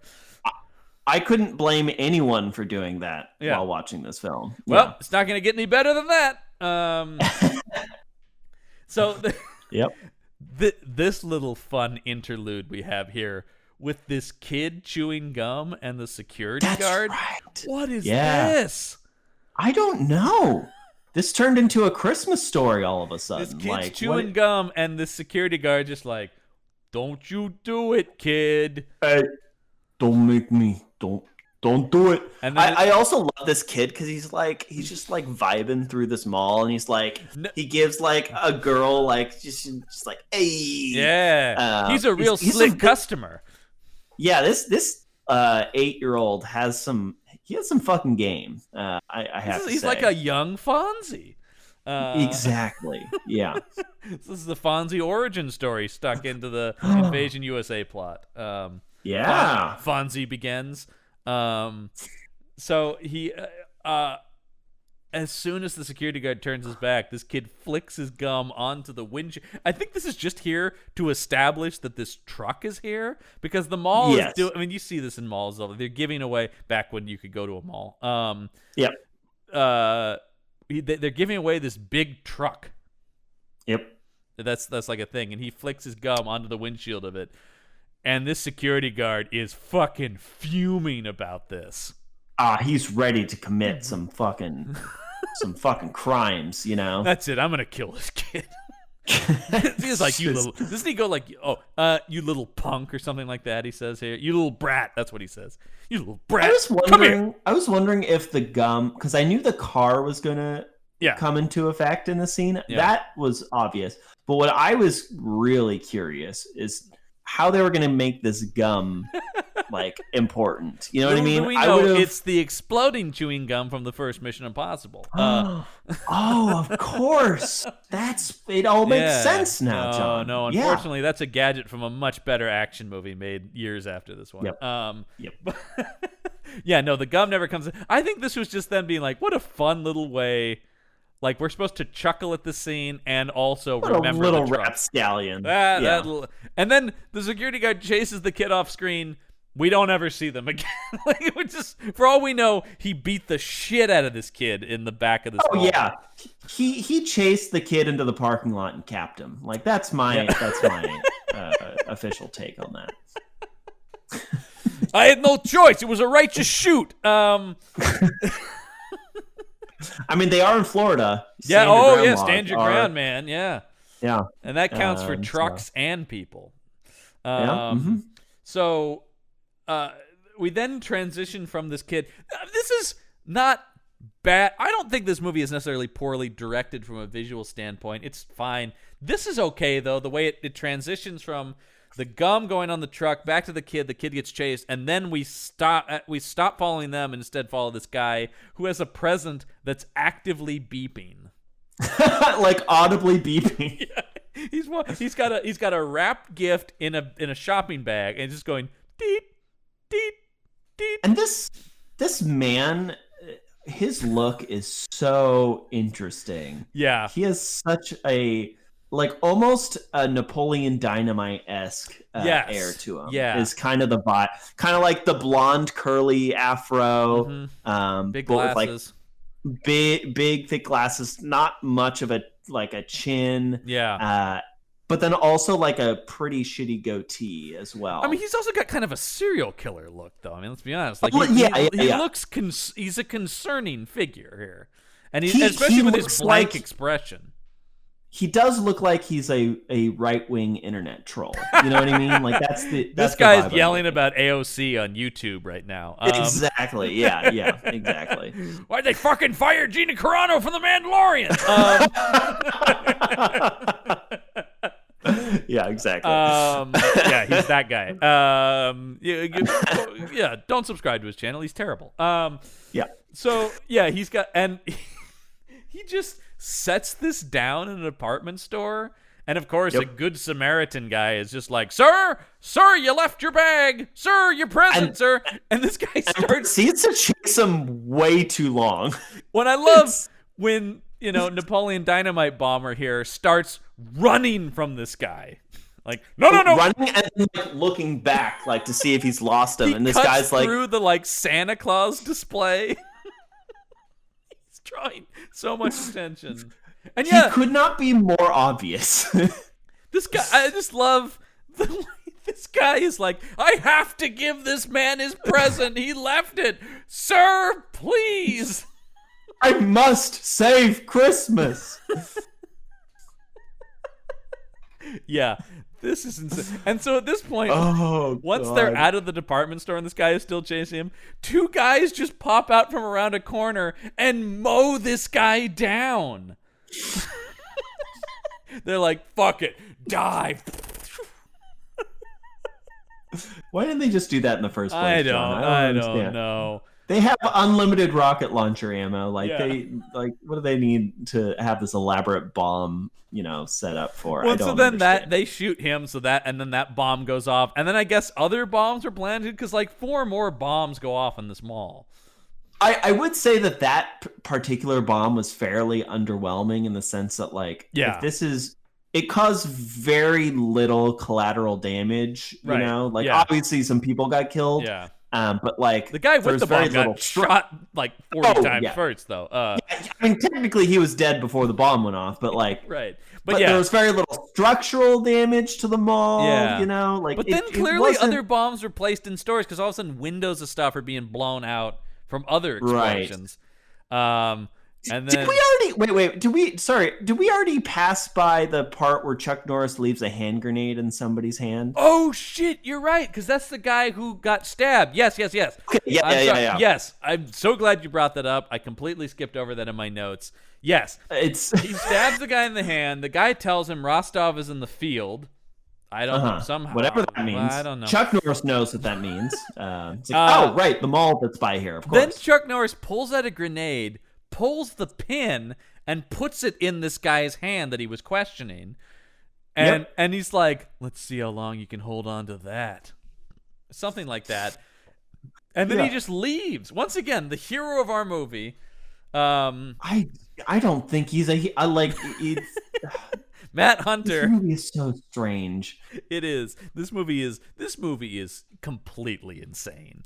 Because there's still other people in this building. Yeah. You know what I mean? Like, it's not just this guy. And also, once again, who is this guy? Does he deserve to die? He seems like he's just, at this point, he seems to be talking to petty criminals. He's not talking to international terrorists yet. Right, exactly. It's a very weird stance that this movie is taking. Yeah, I don't know. It's a just all crime needs to be wiped from the earth stance. Exactly. Yeah. And so that guy then throws the grenade out the window, and it blows up a guy's car. They're like, "Oh man, my car!" Oh shit! Yeah. And then I'm so glad you mentioned that because that was because completely it was so insane. Buck wild. But then Chuck Norris is about to do a whole lot more heroic actions by driving his truck through this mall. While people are innocent civilians are still in this mall. Fleeing and running around because bombs are going off, and here comes Chuck. I'm thinking he's just gonna pull up and jump out of his truck. No, he just crashes his truck right through the entrance of the mall, through a couple stores. Mm-hmm. Yeah. And meanwhile, driving the Chuck truck. Yeah, he does. He does have this signature truck throughout the movie. Yes. And then the bad guys are just blasting away at the truck, which I guess has bulletproof glass because it's not. I mean, they don't explain it, but it seems to just be a normal truck, but it must be armored and has bullet-resistant glass because nothing happens to it when these guys unload on it. He even drives it later. Oh, he continues driving through the rest of the film. Yeah. I know. I thought this was the end of the truck. No. Yeah. No. Because he gets another car later for the car chase that happens here, but then he apparently at some point returned to this destroyed mall and backed his truck out of it. You know what's interesting about this scene? Because obviously the villains get into that truck that was being displayed in the mall. Yeah. So are we led to believe that when we see cars displayed in malls that they have a full tank of gas when they're there? Is that the idea? Yes. Yeah, because they hotwire it. So, of course it wouldn't have keys in it. But you're right. It's a totally functional, ready-to-go car right there. I was filled her up this morning before we put her on display. Right, exactly. Obviously they need to get it there somehow. But I assume they bring it in on the back of a truck, one of those car carriers, and then roll it in. I don't think anybody's and it's not like, well, you win the car and now you just drive it off the stage out of the mall. There you go, it's yours. No, that makes sense to me. No. But this does lead to what I think is legitimately the best stunt work in this movie. Absolutely. Well, so Chuck dives out of his truck, and this is the first time we see Chuck with his signature weapon in this movie, dual-wielded Uzis. That are attached to a leather. Yeah. I called it his battle brassiere because it's a leather. Yeah. They are. They're strapped to him, which I don't know that's a fact. Also, the other thing is, he's dual-wielding Uzis. He's not aiming these guns at all. You can't. He's not. You would think a highly trained, special agent like him would have, an assault rifle, and he's singling out, he's targeting people. He never aims these guns. He's just like, ba-da-da-da-da, ba-da-da-da-da. Which there are still civilians in this mall. Yeah. It's not like he's pulling a Punisher and has such good aim that he's only hit it. You know what I mean? No. He has fully automatic weapons and he's just fucking spraying this mall down with bullets. He happens to hit the terrorists and 8 civilians as well. Right. Exactly. Yeah. There's no. Chuck Norris is just as dangerous as the villains. His goal is not to save America. His goal is just to kill the terrorists. That's pretty much it. He just wants to kill Rostov. That's it. Yeah. It's not. He's not. Yeah. It's not like a patriotic saving, his country. It's just a revenge film. Yeah. So then the terrorists do. I mean, Chuck gets a couple of them, but the terrorists do eventually hotwire this truck that's on display. And what does Chuck do? Well, you better believe he just jumps right onto the side of it. Oh yeah, and so starts fighting, wrestling with him, punching the guy as he's driving, as he's and they're tearing through this mall. This mall is wrecked, man. They're just crashing through store after store, and so this whole time we have Chuck hanging on to this truck. Yes. And then eventually the truck crashes out through the front glass of the mall with Chuck still hanging on. So it's time to play America's favorite game, real actor or stuntman. Is this Chuck Norris? And this was tricky because I feel like all of the shots of them driving through the mall was actually Chuck. Yeah. I think it really looked like Chuck I have Norris. A definitive answer on this, by the way. Okay, great. So, but keep going. So I can't play. I guess you're playing because I know. I was thoroughly impressed by because they would show a close up on his face and you'd see stuff like flying over, and then like actual sort of wide shots of the truck like smashing through displays and stuff. It really did look like Chuck Norris. But I will say, once they drove through the glass, it was a little bit. It was very brief. It was kind of hard to tell. I'm going to guess that it wasn't Chuck Norris. I'm going to guess that it was a stunt double. It was all Chuck Norris. He did all of this. Damn. Himself. Yes. Yep. Yeah. I mean, I was even if he didn't do the glass part, I was still impressive. Thoroughly impressed. I was watching it very closely, trying to figure out before I read that after the fact. But watching, I'm going, I think this is Chuck, or he has an exact look-alike stunt double because it's all. Exactly. Yeah. The only time I thought the same thing as you, though. I thought, I bet that isn't him going through that glass, but it was. It was so brief. I had to rewind it, and it was really hard to tell. His face never It would be a perfect time to have a stunt double. Right, but he did it all himself. But he did it. Yeah, that is very impressive. Yeah, way to go, Chuck.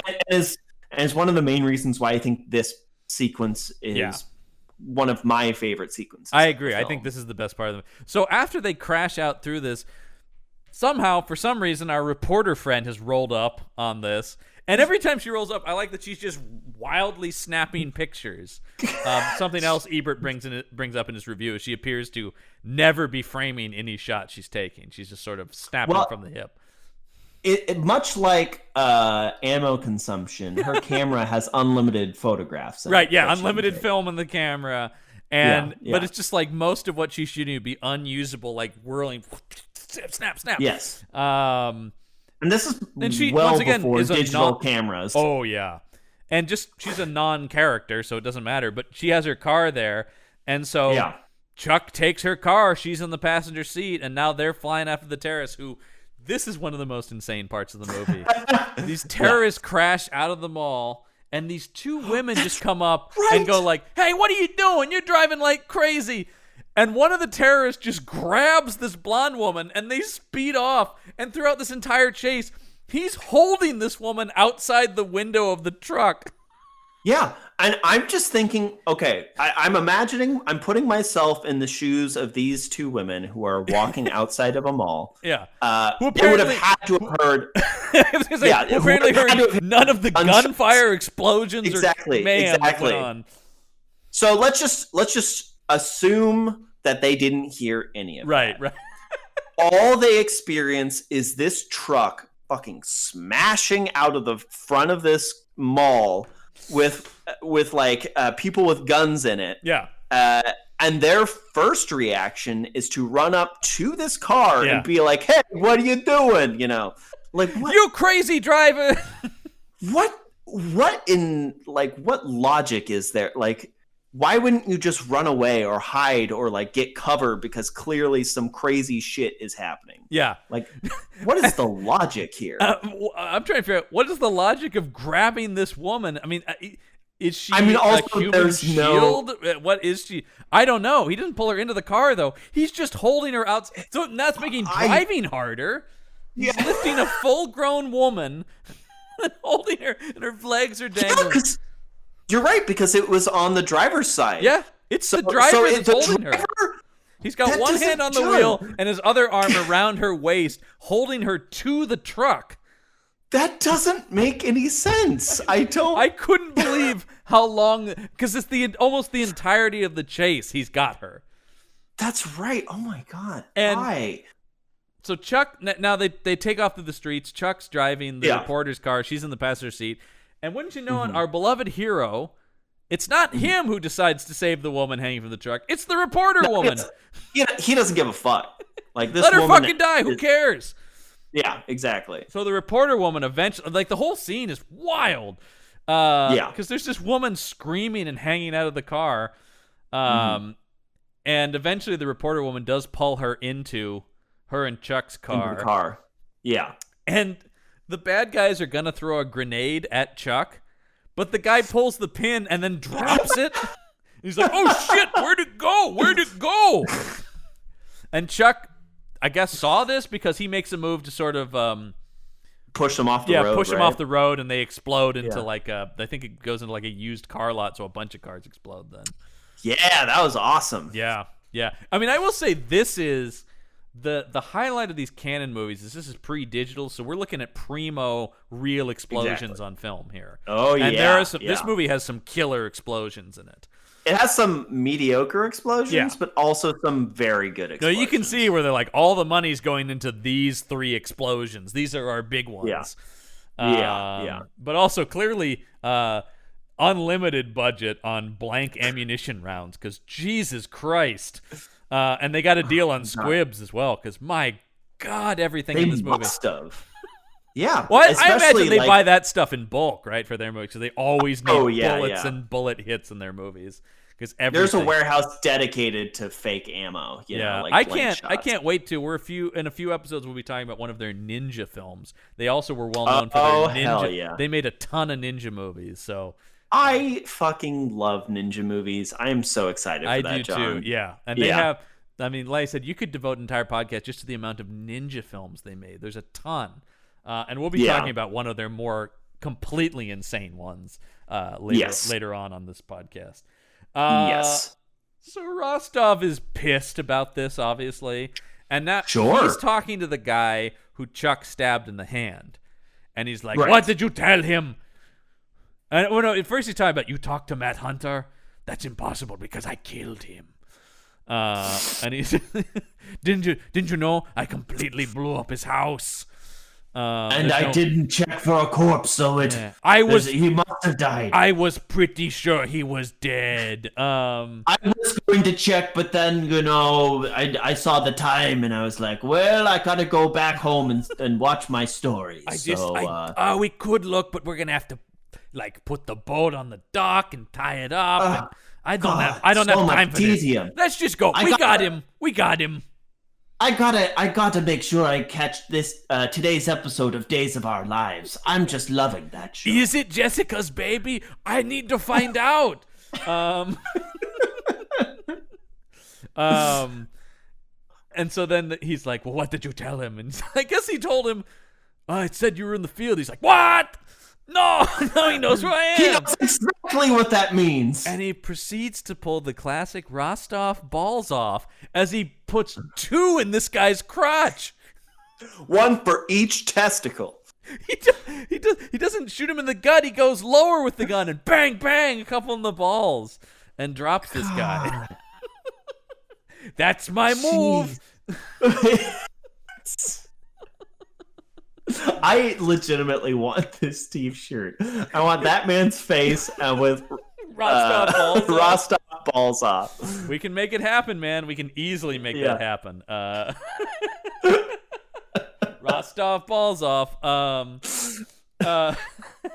So then we get more. Once again, we cut back to Eddie Jones, cop, for more just pointless exposition. And here he says, "Boy, you won't believe how bad it's gotten. Now armed citizens have taken to the streets," which we don't see much of.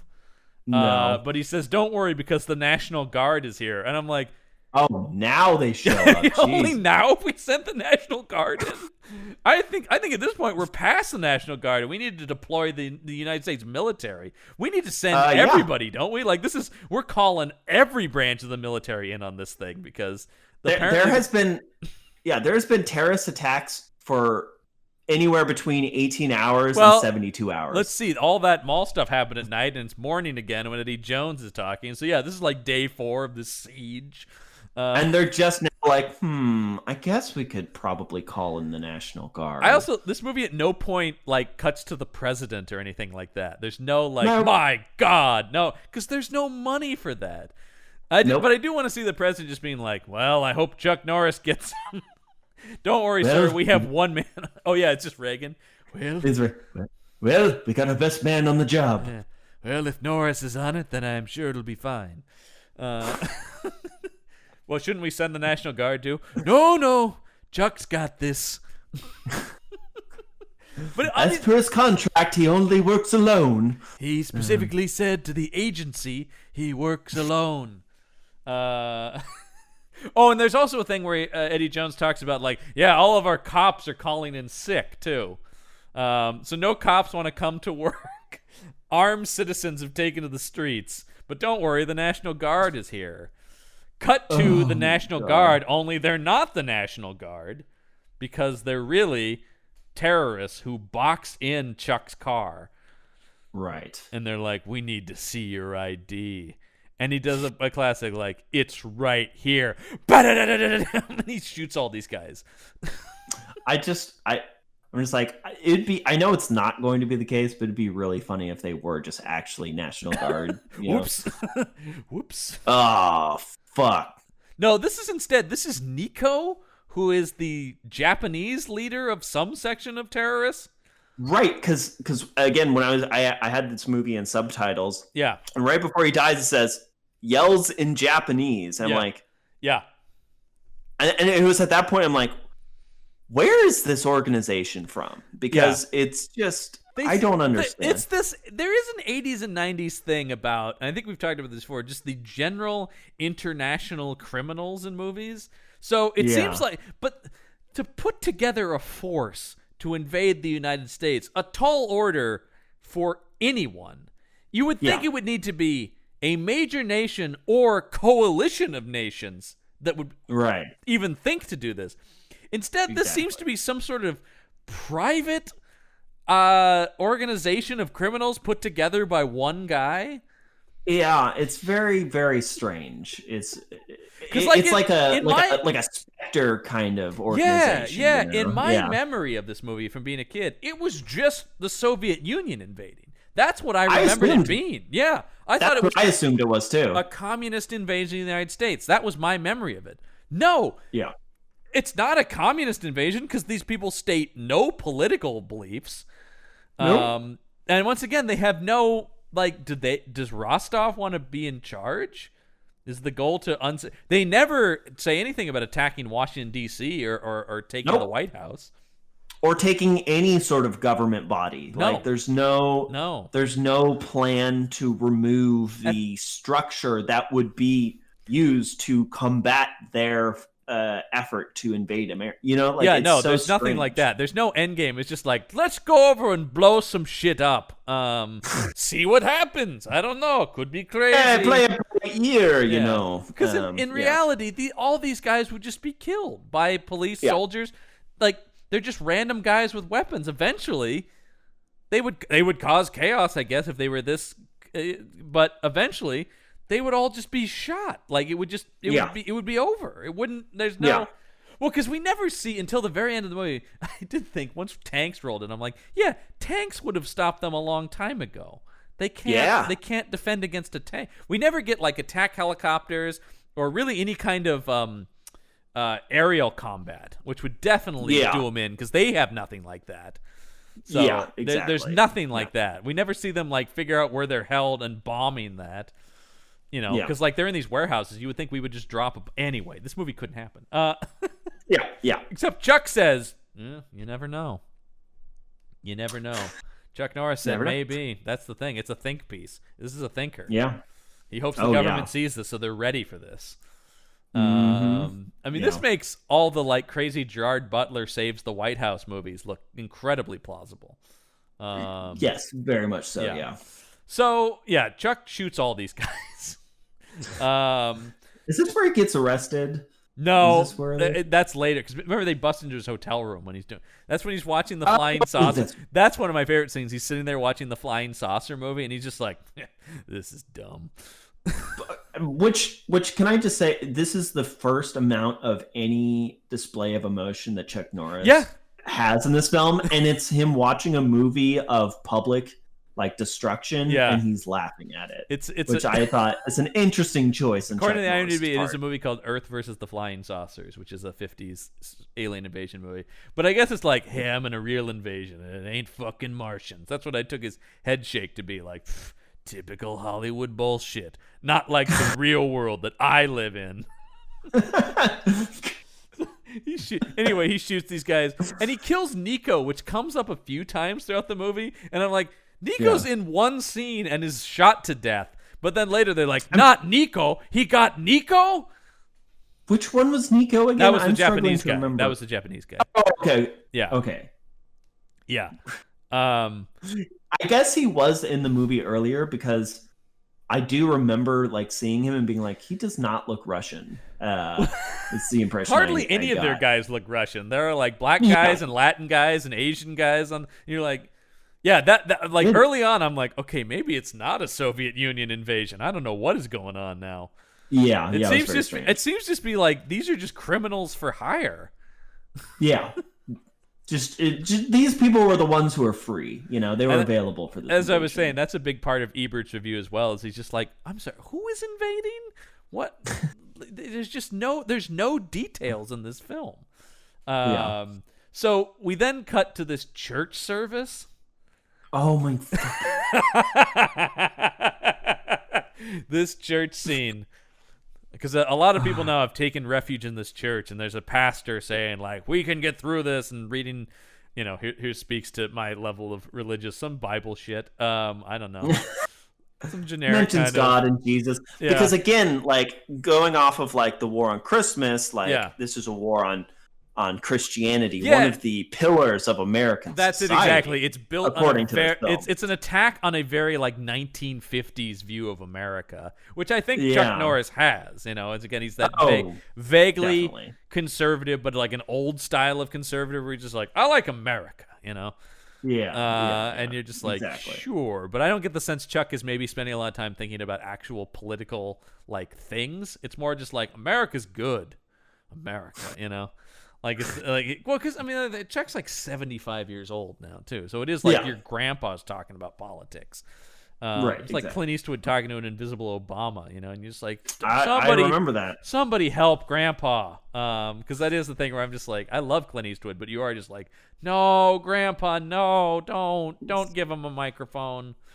God, do you remember when that was the craziest thing that happened in politics? Oh yeah, you know? We were all just like, Clint Eastwood talking to an empty chair. I have President Obama here. And that was just like an improv bit gone bad, you know. It certainly looked it, yeah. It was just like, hey, I have a pretty funny idea. Which, by the way, if Clint tells you he has a pretty funny idea, don't do it. Don't. All right, can I get some suggestions? Where are we? And what's my relationship to this chair? President Obama and I, where are we? We're on spring break in Cancun. Great. And we need an occupation. All right, we're astronauts getting ready for our big mission. Yeah. All right. Let's do You this. ready, Obama? Let's do this. That's one of the best parts of it. Scene. Yeah. One of the best parts of it is how much of it is him listening to the imaginary Obama. He's like, what? Uh-huh. He's just like, oh man, I don't know. Like, it wasn't even offensive. It was just weird. It was just weird. I haven't looked this up, but is there a cut together clip of all of the empty silences? There must be. Must be. I'd have to look that up, but I do remember. We'll look that there's up a great immediately SNL sketch where Bill Hader is Clint Eastwood, and it was him in the chair going on tour together. Just 2.5 hours of American legend Clint Eastwood talking to an invisible foul-mouthed President Obama. Because I think there was a point in it where he's like, hey, you shouldn't use that kind of language. And he's just like, this guy, am I right? Yeah, Obama, classically known for using derogatives. You can't talk to me like that. Who do you think you are? The president? And then it's one of those things, too, where like the audience is with him for the first couple minutes, and they're like, oh, God, he's still doing it. Oh, boy. Can someone... And you can't tell Clint Eastwood to get off the stage. You can't, yeah. It's too bad. Anyway, this church service is going on, and it's intercutting with these terrorists putting a briefcase filled with C4 in front of the church because they're going to destroy American Christian values. Because they hate them. Once again, they have no stated ideology or political beliefs in the movie, the villains. So I have no idea why they're doing this other than America bad? Just random, like, acts of terrorism with no, like... That's also going to intent be a behind problem them. for the invasion of America, is just causing general chaos and not attack. We never see them go after a that also would have been something. What if they had been attacking military bases so that they didn't have the resources to stop them? No, instead they're just attacking random people. Yep. Which all that would do is piss people off. Yeah. I don't know that armed citizens would take to the streets, and I don't know that cops would stop coming in. They probably wouldn't. I mean, I'm sure some would, but But just the idea that, oh man, almost the whole force wouldn't come in today. Especially once the National Guard is here, and now the cops. Well, now they have backup. What? Oh my God. Anyway, they're trying to place this bomb, and they run a wire to it on a detonator, and they hit the detonator, and nothing happens. They hit it again, nothing. And what happens above them? Somehow, Chuck now has the briefcase of C4. And it leads to yet another nominee for one-liner of the movie. Yeah. Didn't work, huh? Now it will. And he throws it at them, and they blow up. You know what would have been a better line? You drop this. There you or go. Something. Yeah. Much better. Forgot your suitcase. Or forgot your luggage. Or I don't know. Anything. Yeah. Anything other than one's... it didn't work. Now it will. Oh, he does use something similar to what we're pitching actually later, which we'll get to. That's true. Yeah. And so they all blow up. And once again, Yeah. when it's this episodic nature where we don't see any ramifications of Chuck killing the terrorists. Like, wouldn't you expect more scenes cutting back to Rostov being like, damn, he foiled me again? And conceivably, successful terrorist attacks are happening in other cities. That's what he implied. Chuck Norris implies that, yeah. Oh, because we do get one scene coming up where he is actually upset about the cost of life that's happening in this movie. But first, we get an angry crowd at a grocery store. Oh, that's right. But before we cut to that, I just want to mention please do. The explosion that happens when he throws it down was fairly underwhelming, considering that it was supposed to blow up the entire church. It was mostly smoke from my memory. It was mostly like white smoke with a little bit of flame. Because my thought was, okay, this was originally designed to destroy this brick church. Yeah, and we saw it. It's like 8 bricks really of C4. Big. Yeah, like really big. Yeah. But then Chuck Norris is standing on a building, like made of similar material to the church, it's one and of just his throws Batman it down. entrances. Yeah, throws it straight down. Yeah. And it's like, well, okay, but if that was going to destroy that church, then the building that you're standing on is clearly going to be destroyed. No, instead it just blows up these 3 guys. So if that bomb did go off, it would certainly cause some. It would have blown that superficial door damage. open. The door would have been blown open. Yeah, but that's about it. Did Chuck take some of the C4 out? I mean, because the thing is, there's no way in the amount of time it took this guy to run across the street that Chuck somehow grabbed that bomb and then also got across the street and up onto the roof above them. It makes no sense. How did he climb onto the building with this giant chest, like a treasure chest? And he's one arm going up like a ladder. I don't know. So we get the angry crowd at the grocery store, and the grocery manager's like, please, we don't have any meat or fresh produce due to, and this is another thing, due to all the chaos on the interstates. Wait, what? Can we see some of that? No. There's no showing in this movie. So they've shut down the interstates of America. Right. Somehow. That's a big deal. That is a big deal. That should be in this movie. Yeah, you would think. I mean, what they're pitching needs, I don't know, 8 times the budget of this movie to really. This is a $10 million movie, by the way, which not bad for 85, especially by canon standards. That's and apparently there's a story that talks about Menachem Golan, the producer of this. Called the director and said he loved the footage so much that he'd seen already. He was giving him another $2 million. So it was originally an $8 million movie, but he loved what they'd shot so much. He's like, have another 2. Make this even bigger. and it still feels jeez. pretty small. It does, yeah. Because it's always like, oh, you'll never believe the chaos that's happening off screen. It's so strange. Because it does feel like Chuck should be being dropped into various cities throughout the movie. Yeah. Do you think that would be the film more? That would make sense. But it also, like, and again, this movie was shot in Florida, but it was also shot in parts of Georgia. So, like, some of the more forested sort of areas. Yeah. But that seems like it's very far away from where the movie initially started. And yet Chuck Norris still is able to show up out of nowhere. And this is a classic example. Scene. Oh, yeah. It's like because there's no logic to any of the terrorist actions happening. How does Chuck Norris know to find them every single time? It is. They're just causing random chaos, and somehow he's on it. He's put together the strategy here when there is none from the terrorists, but he's onto it. Yeah. It's nonsense. Yeah, people are angry at the grocery store, and the guy's saying we can only limit you to 12 items. We don't have any fresh produce or meat anymore, and people are mad. And then a bunch of guys dressed as soldiers show up and try to shoot all these people. Yeah. But luckily, Chuck Norris just drives up and starts shooting these guys. And then my favorite part is the grocery store clerks bust out guns. Do you remember this? It cuts to all the grocery store guys in like their store aprons are just like, bam, shotguns, and they're shooting the terrorists as well. I honestly don't remember this that. had me cackling this morning. I was loving this so much. Just like, we're with you, Chuck. Da, da, da, da, da. And Chuck Norris is like, no, I work alone.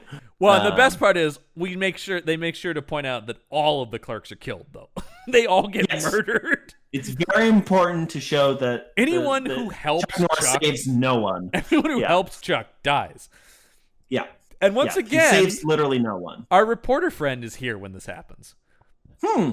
She's there to snap pictures of this because she's clearly getting the same intel that Chuck Norris I guess so. They're both onto the strategies of this random terrorist attack. One of the terrorists takes her hostage in this scene. Right. So he puts a gun to the reporter, and I love her line here. I had to write it down. Hunter, do something, you shit.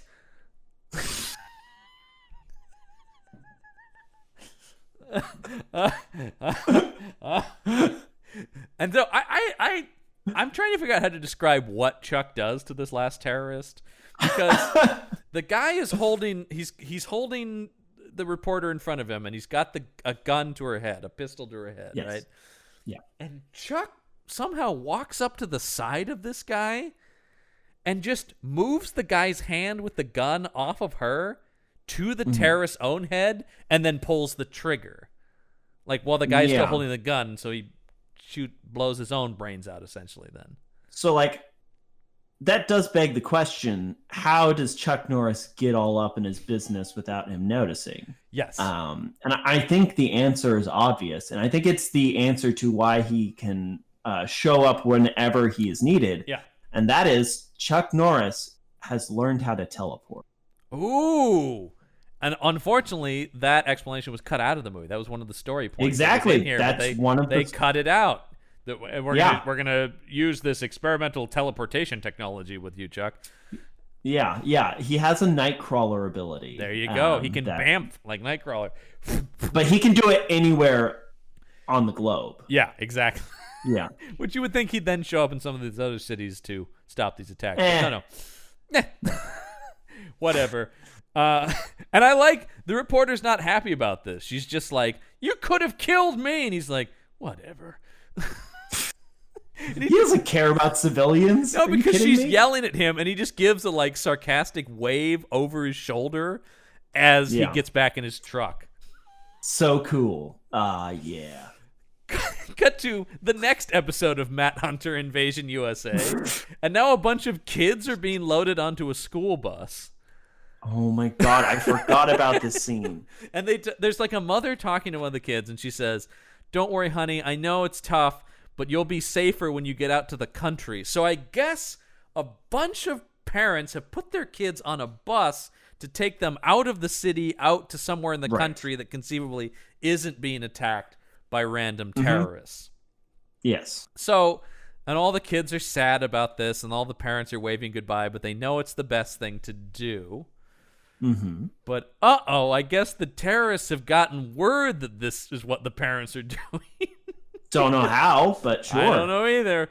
But the because they speed up behind this bus, and they have a piece of what this looks like plastic explosive that they're going to stick to the side of the bus, but also knowing not only where the bus is going, but also the terrorists are following. Behind them is Chuck Norris.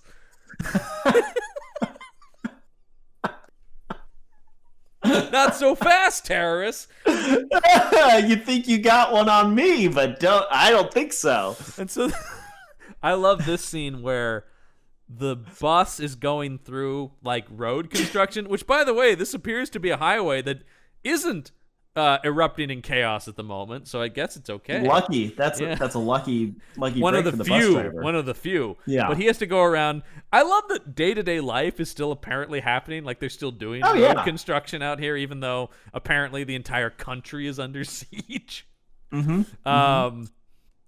So the bus has to drive through this, and the terrorists in their car are like, oh no, the bus is gonna get away. So they just speed through the construction site and take out the flagger, the guy with the stop sign. They just run him down, and then crash through barricades and all kinds of stuff to get at this bus. And the bus apparently hasn't noticed any of this.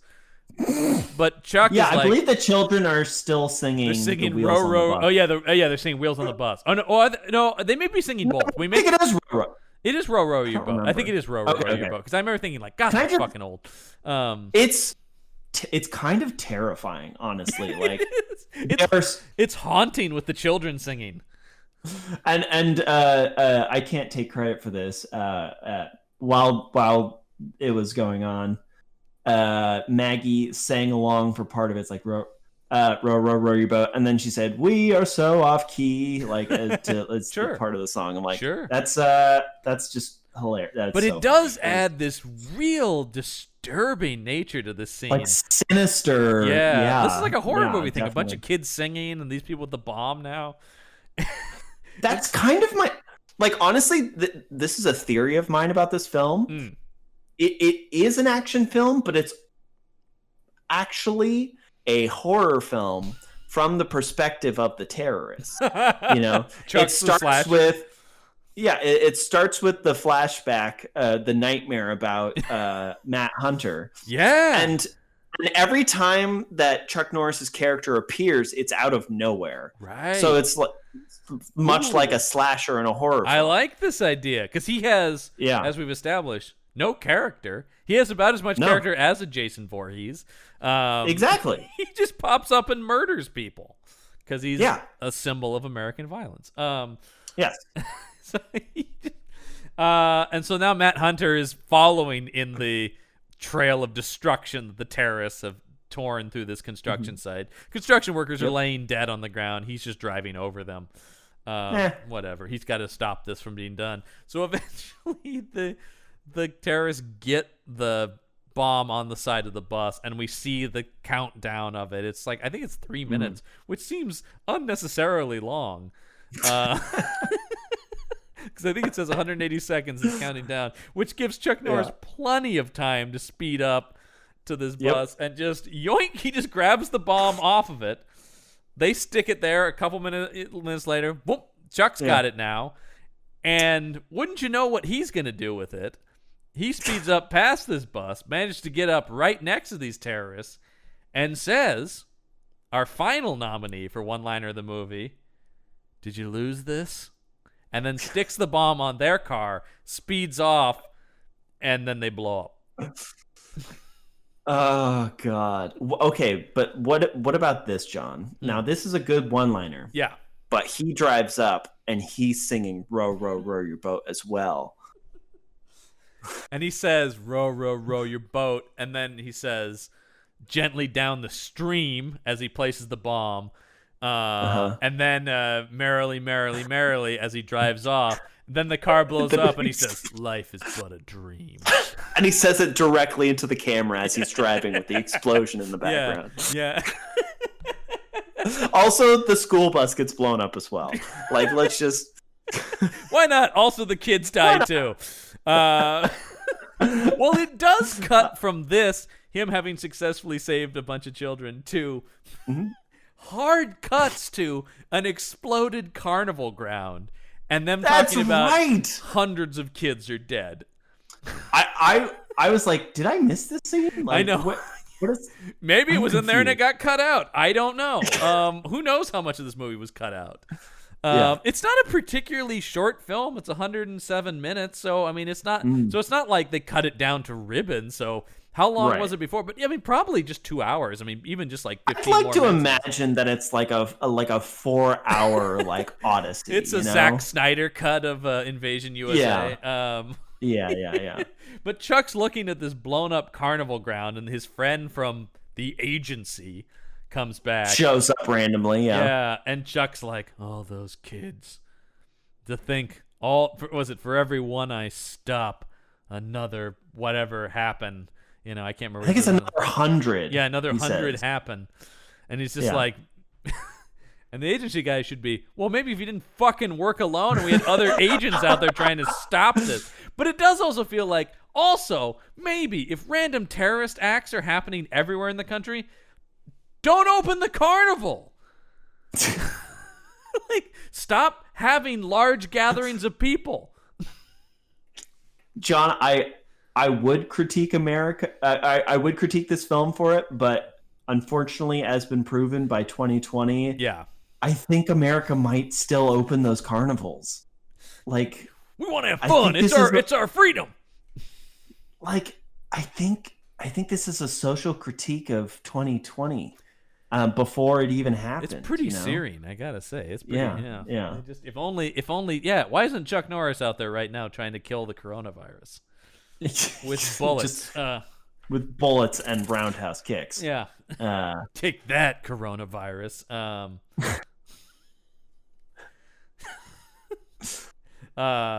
So yeah, they talk about that. Yeah, and so he's like, doesn't he? The guy says something flippant to him. I don't remember what it was, but Chuck like grabs him. And he's like, Yeah. "You don't care." It's like, you haven't cared about a single innocent life up to this point, Chuck. I love they're like, we should put in one scene where Chuck is sad that people are dead. Yeah. We realize that he's kind of just a robot so far, Yeah. so he needs to show any amount He of is. emotion. I mean, as the IMDb plot description described, he's a one-man army. Mhm. Yeah. And what's interesting is like somebody who's famous for playing a robot, Arnold Schwarzenegger, Yeah. like is He's got more like emotion than this. there's more emotion on that character than in this movie. You know what I mean? Like it's Particularly in such a big Terminator 2. difference. Yeah, Yeah. absolutely. Yeah. Well, I mean, Schwarzenegger's got more going on than Norris. There's something I to a would agree with Schwarzenegger that. performance. His characters are characters, actually. Even the Yes. robot. As opposed to this guy is just a complete blank slate.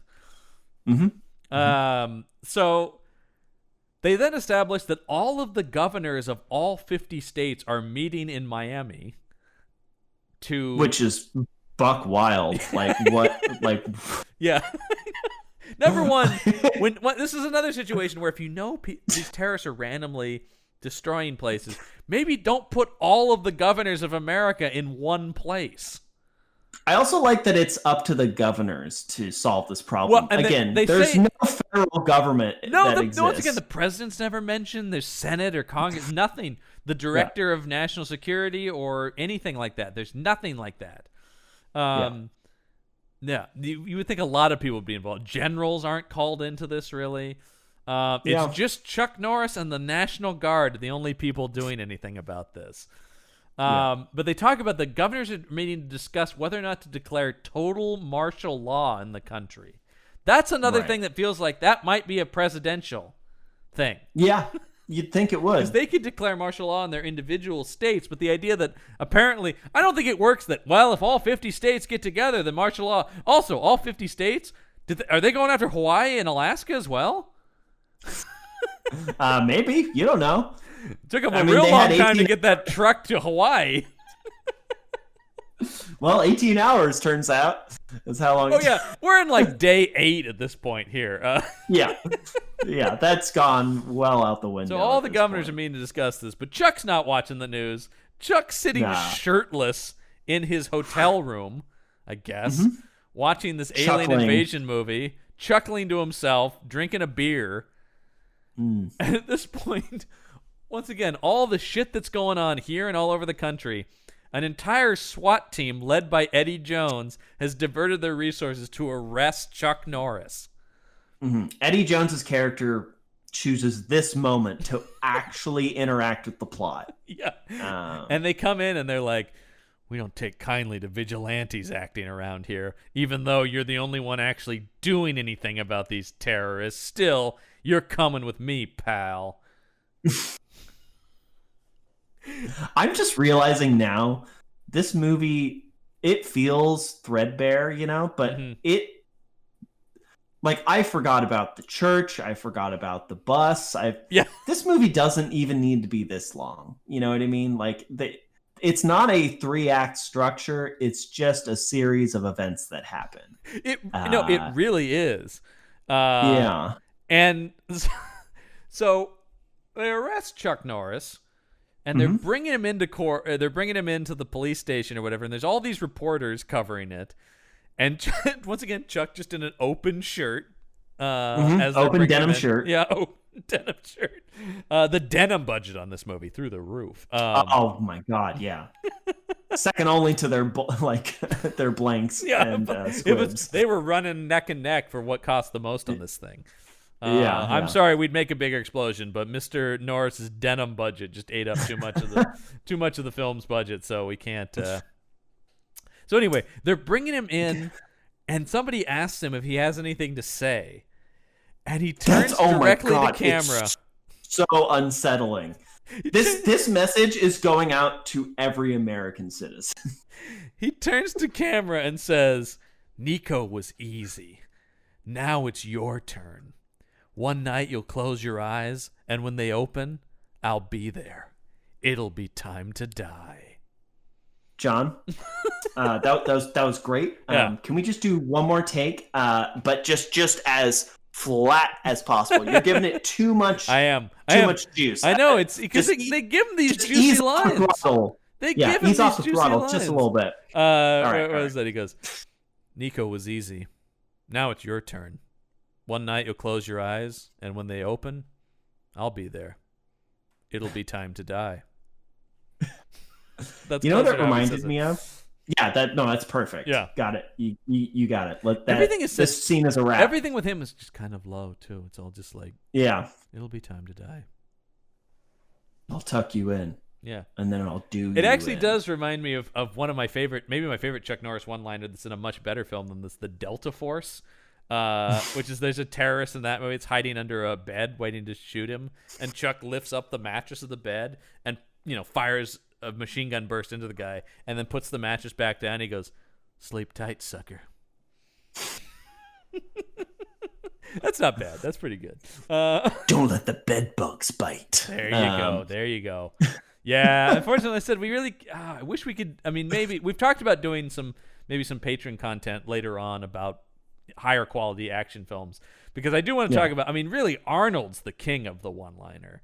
Yes, and he always like joyously, juicily delivers them too. Yeah, he knows it's like, this is a gift. Let me make a meal out of this. Only him and Roger Moore. Like, Roger Moore's the other guy who just he made a meal out of every one-liner when he was Bond. Everything was like, this is a joke. I'm really gonna put something on it. Yeah. So he so let's see. So Chuck says this. And then they declare curfew in the city by dropping flyers. Seems impractical. From helicopters. Okay. That's what they're using their helicopters for, not to find the terrorists, but to drop flyers on the street and hope nobody comes out. And then the terrorist army, this scene confused me because I thought they were busting into the police station to kill Chuck Norris. But actually what they're doing is busting into an armored car like depot, an armored truck depot, where I guess a bunch of them are being held and worked on by a mechanic. I couldn't tell you what they were doing or what this building was used for. I had to go back. I had to rewind it and pause it to see that the trucks say Atlanta Armored. So I guess we've moved out of Miami and he's in Atlanta now. Okay, which makes sense because it was also filmed in Georgia. But again, I don't know that it's supposed to be Georgia, though. I mean, fair enough. This is implying that Chuck Norris follows them to Atlanta, Georgia, based on no intel whatsoever. Yeah. Well, for some reason, Chuck has been taken to Atlanta, Georgia, because he's arrested at this point. Oh, that's right. Yeah. So they followed him to Atlanta. Right. Yeah. That brings up an interesting point. Did he break some kind of law in Georgia, and that's what? But we already established Eddie Jones. The guy arrested him as a Miami cop because he was investigating the boats on the shore. So I think they just didn't pay attention to what these trucks said, and they were filming in Atlanta. John, are you trying to tell me that this movie doesn't make any sense? Just now it's starting to click in with me that this movie might not make sense.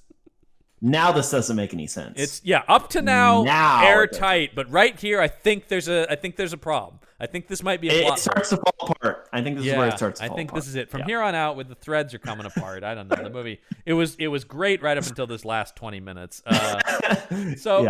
They steal by the way, they kill everybody in this armored car place. The guy guarding it, the guy working as a mechanic on them, whoever is just like running the office. They mow all these guys down.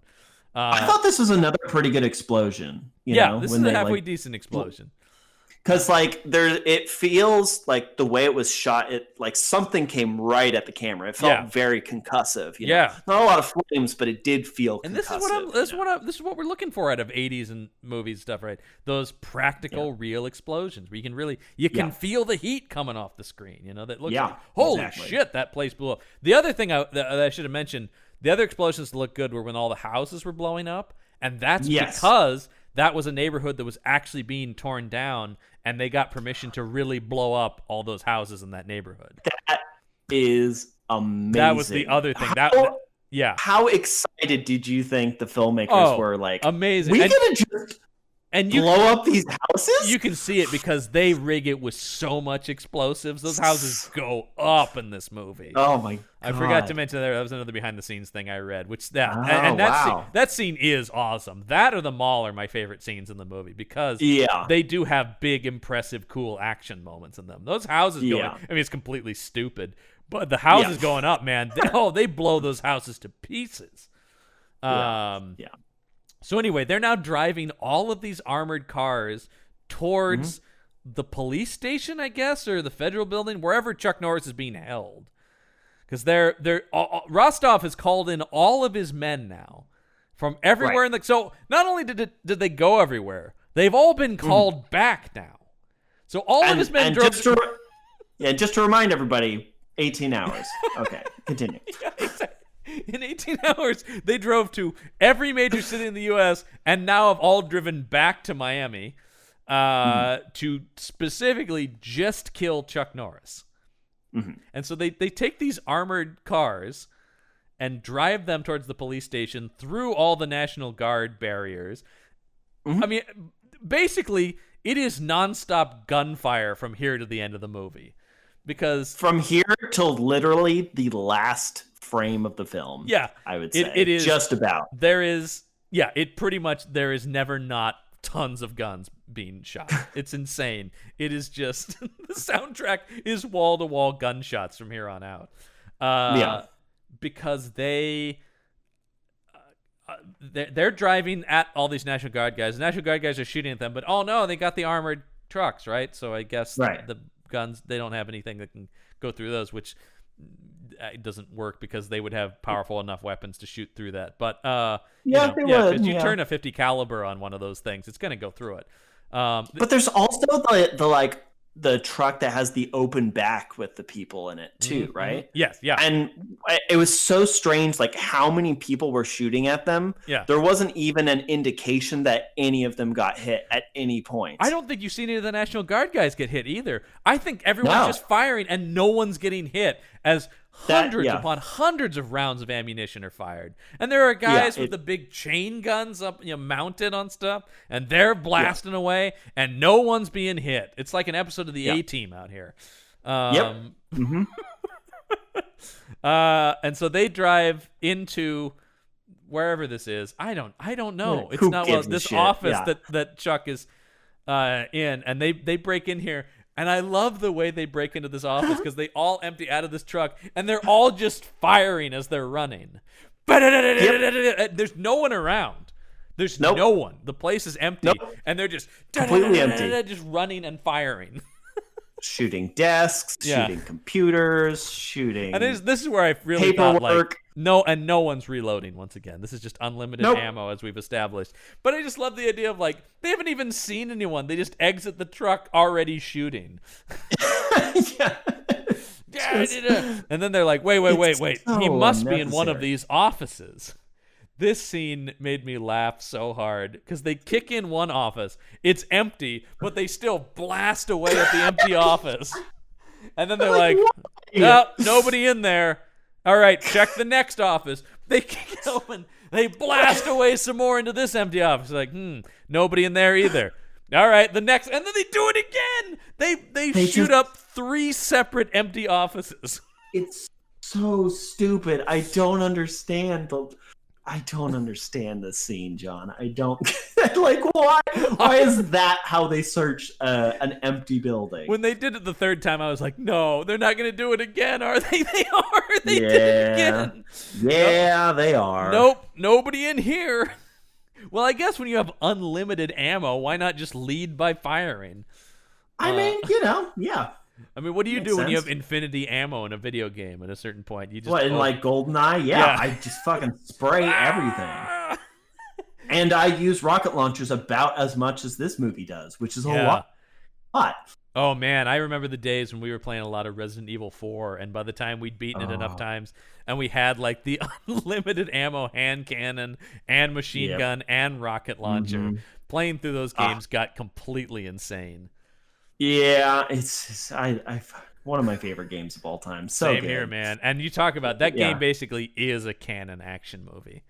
It kind of is, yeah. It's so interesting because it does start out horror, but then as you become more competent with the controls and the systems, it just turns into an action film because you're like, oh wait, this would be scary, but I'm fucking badass. The turn it takes about halfway through the game into just the craziest action story you've ever seen is awesome. Love it. That is what the Resident Evil movie should have been. Well, that we're getting a new Resident Evil movie later this year. We'll see. Is it a reboot, a brand new thing? Oh, okay. Yeah. Maybe we'll have to have you on Panel Up when we do that. That could be fun. Yeah. So yeah. Anyway, he's not here. No one's here, and this is the point when they realize, oh no, this is a trap. Because outside they have circled the building with tanks. The building's completely surrounded by tanks. And I thought, don't know how they didn't notice that. What's the point of trapping them in the building? Why not shoot the tanks at the trucks when they were coming in? The armored cars aren't going to stop a tank round. No. Boom, done, over. They are more protected in the building than in the armored cars. Exactly. So I just thought, once the tanks showed up, what's the point of... I mean, are you planning to arrest these men? Because that's not going to happen. It's not like, hey, you're outgunned, so surrender. These guys are going to go down with the ship. I mean, there's no question about it. Oh, no, it's a trap. So everybody runs outside to fight the tanks, except for a few... I think Rostov and another guy who still go looking for Chuck Norris. Oh, because Rostov has arrived in a helicopter. Actually, I forgot that. Oh, that's right. Yeah, he arrives in a helicopter. Elite team on the roof. Yeah. He arrives on the helicopter, and so he and the guys in the helicopter run into the building. But Chuck Norris stayed on the roof, baby, because he's got to get rid of their means of escape. And so there's just the pilot sitting in the helicopter, waiting for the guys to come, and he's just twiddling his thumbs. And out steps Chuck Norris. And I love that Chuck never just runs into a scene gunning. He always has to make his presence known first. Dun dun. Here he is. By the way, the score to this movie, totally generic, but totally 80s action movie. Like, heroic strings. It's I don't remember there being a soundtrack. No, because it what I sounds mean? like every other action movie from this era. It's like subpar Rambo music. Because it feels like every Chuck Norris movie was like a bad version of a Sylvester Stallone movie. Because his Missing in Action trilogy was just a shitty Rambo trilogy. It's just like, right? It was just like, well, because Cannon was kind of like that. Cannon would basically be like, oh shit, people like Rambo, we have a thing like that. Where's that script? Indiana Jones is popular. Here's our Alan Quartermain movies, which we'll cover those at some point because we got to talk about Cannon's knockoff of Indiana Jones. Hell yeah. Yeah. Like I said, I mean, you could do a whole podcast about Cannon. We'll just keep circling back to them. Because they just have such an imprint if we do anything from the 80s, odds are it'll be from Cannon. They sort of had the market cornered. And certainly any Chuck Norris movie is them. Mm-hmm. So Chuck steps out, pulls his rocket launcher, and just blows this helicopter up. I love the guy trying to start the helicopter, like, oh shit, let me get the key back in there. Like, it takes a while for a helicopter to start up.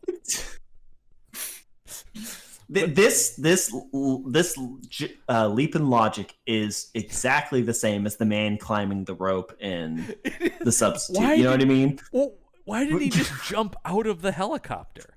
I have no idea. They're on a roof. All he had to do was like hop out. Maybe Chuck would have killed him, but maybe he would have just settled at destroying the helicopter.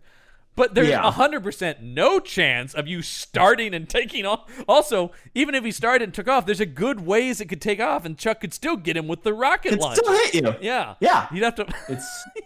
Hang on. Give me about a half hour, Chuck.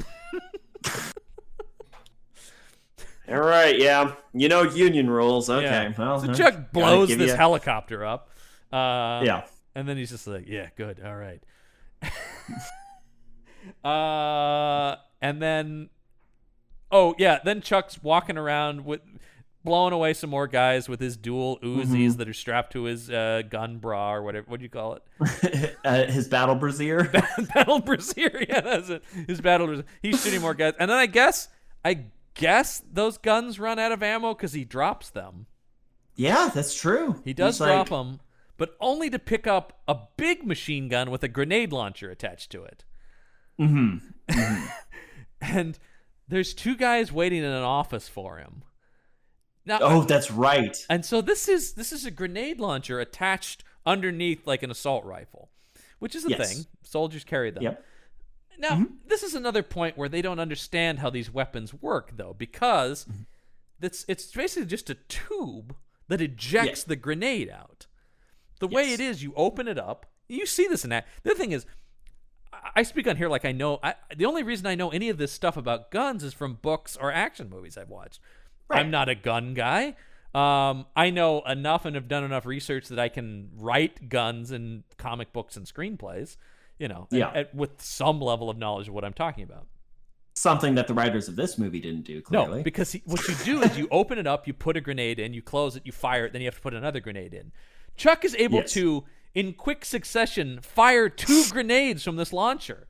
This isn't a grenade launcher, which can have a barrel, like a drum of grenades that'll fire through it. This is just one. You can only fire these one at a time. But he hits a grenade launcher in each wall that these guys are standing behind, so he kills both of these guys waiting for him. So unnecessary. And he does it so fast. It's like boom, boom. Like and I like that there was no indication as to why he knew they were behind there. He could you know what I mean? He could sense it. Matt Hunter's terrorist radar.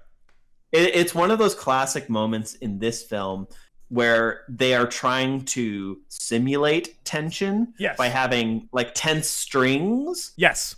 Like in the background, but there's no expression happening on anybody's face. No. And so there's no action happening to build up the tension. Of course not.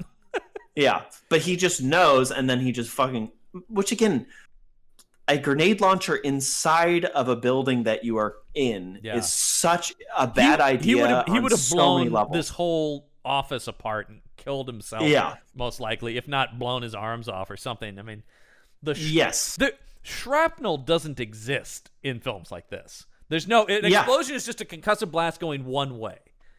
Well, we already established with the chainsaw scene that he doesn't need any sort of protection by from debris coming at him. Yeah. Yeah. That's why that scene was in the movie, obviously. Here's another thing in this movie. There is no point in this movie when anyone ever even remotely has the upper hand on him. No. There is no scene where it seems like he's losing a fight or somebody has a gun on him. No, he just obliterates everyone in his path from start to finish. Which is why I assume this is a horror film from the terrorist perspective. Because he is just an unstoppable killing machine. Yeah, definitely. And this scene only highlights that.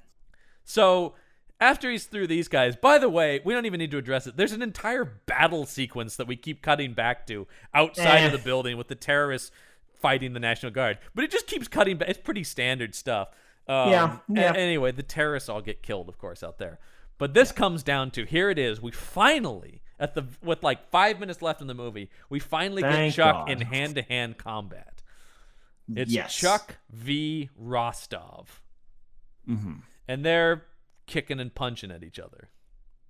And again, there's like one good kick. Yeah. This fight really consists of a really well-delivered spinning back kick by one Chuck Norris, which is fine. A man whose career is built on kicking. Yes. Like, people paid to see movies of his because he kicked people really well. And not only did he kick people really well, he kicked people in a very cinematic way. You know? Yes. And that's key as well. Because he knows his shit. We know he's a legit martial artist. And he could really do exciting kicks that looked great on camera. Yes, and this kick is an example of that. Yeah. But that's kind of the only thing that happens in this fist fight. Yeah.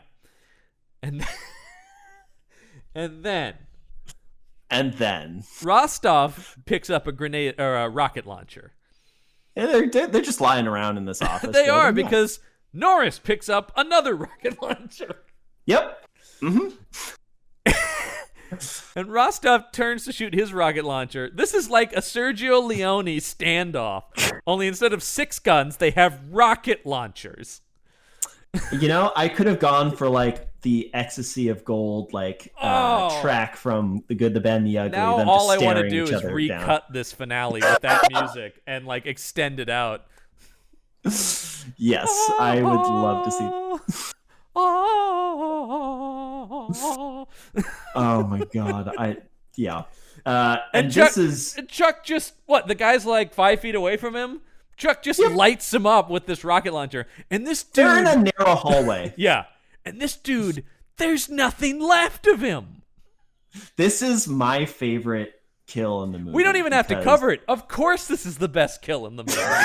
Because I rewatched it 3 times because the first time I noticed there was a foot that was flying out of the window because it like cuts to an exterior shot and then the window explodes out.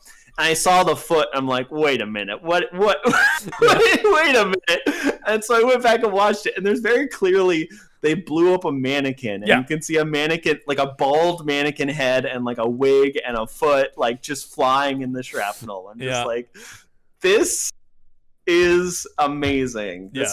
I laughed so hard watching that. When this guy goes up, it's the best. It's so good. But what I was not prepared for is Chuck to drop his rocket launcher, turn around, and the movie just immediately end. There's no falling action at the end of this film. No denouement of any sort. There's no did you expect you did it, Chuck, you saved America scene? Just anything, yeah. No, it's just hard cut, it's over. It's and that perfectly, like we were saying before, it's obviously there wasn't any plot happening, but that was such a perfectly highlighted how little plot there was, that there was nothing for them to resolve other than killing the terrorists. So it's just like, well, I guess it's done, roll credits, you know, like it was such a weird ending for a movie. It's a really weird ending for a movie. Yeah. But yeah, that's this movie. That is y'all, Invasion this USA. movie. Let me tell you one last fact about this movie that might please. make you, I don't know. This kind of makes me sad to some extent. Until 2007, this was MGM's second highest selling home video title, behind Gone with the Wind. Gone with the Wind, Invasion USA. Those were their top sellers on DVD. Yeah, that's This sold a lot of copies. I might have a copy. I watched this on Hulu, but I think I might have this movie. Because I have like I have a Chuck Norris like box set. This might be in there. I have actually what is called the Chuck Norris Total Attack Pack. Good name. Yeah. Good name. Yeah. So no question that the best kill of the movie is him blowing up Rostov at point blank range with a rocket launcher inside like a narrow hallway. Like it doesn't make any sense. It really doesn't make any sense. Do we want to vote on our best one-liner of the film? Yes. Yeah, let's go ahead and do that. Let me get the nominees for that. Here the nominees are Chuck Norris with a gun to Rostov's head. It's time to die. Okay. Then we have guy in bar says to Chuck Norris, I don't know you. Chuck Norris responds, that makes us even. I don't know you either. Guy says to Chuck Norris, I'll see you in hell. Chuck responds, send me a postcard. Chuck kicks a guy, then says, I'm going to hit you with so many rights, you're going to beg for a left. Chuck grabs bomb meant to blow up church and throws it at bad guy, says, didn't work, huh? Now it will. They blow up. Chuck straps bomb onto bad guy's car and says, did you lose this? My vote goes to, I'm going to hit you with so many rights, you're going to beg for a left. Interesting. That is very good. That is very, very good. Yeah. Especially for a guy who doesn't do a lot of hand-to-hand combat in the movie. Right. He does not deliver on that line at all. No, he does. He kicked that guy once and the guy gave up. I'm gonna go with I'll see you in hell. Send me a postcard. That one's good too. That one's pretty good. Because it's menacing but also kind of cordial. Yeah. Send me a postcard. Especially the way Chuck Norris delivers it with no menace whatsoever. There's no menace to his delivery. So it does feel like an honest, earnest request to send a postcard. Absolutely. Because Chuck Norris is the devil in this movie.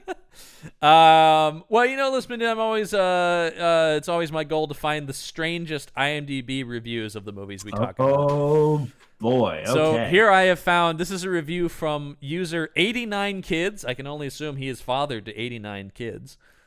Whoa, congrats. And the review is titled, One of the Greatest Movies of All Times. Yes, I'm reading that as he wrote. There he goes. All of the times. He starts with a 4-part list of clearly what are his reasonings, and then he goes on to explain this. Richard Lynch is Rostov, the Russian terrorist who is bent on destroying the soft American peoples. Number 2, Chuck Norris is Matt Hunter, the American who has had enough of the ultra spy life and just wants to wrestle gators.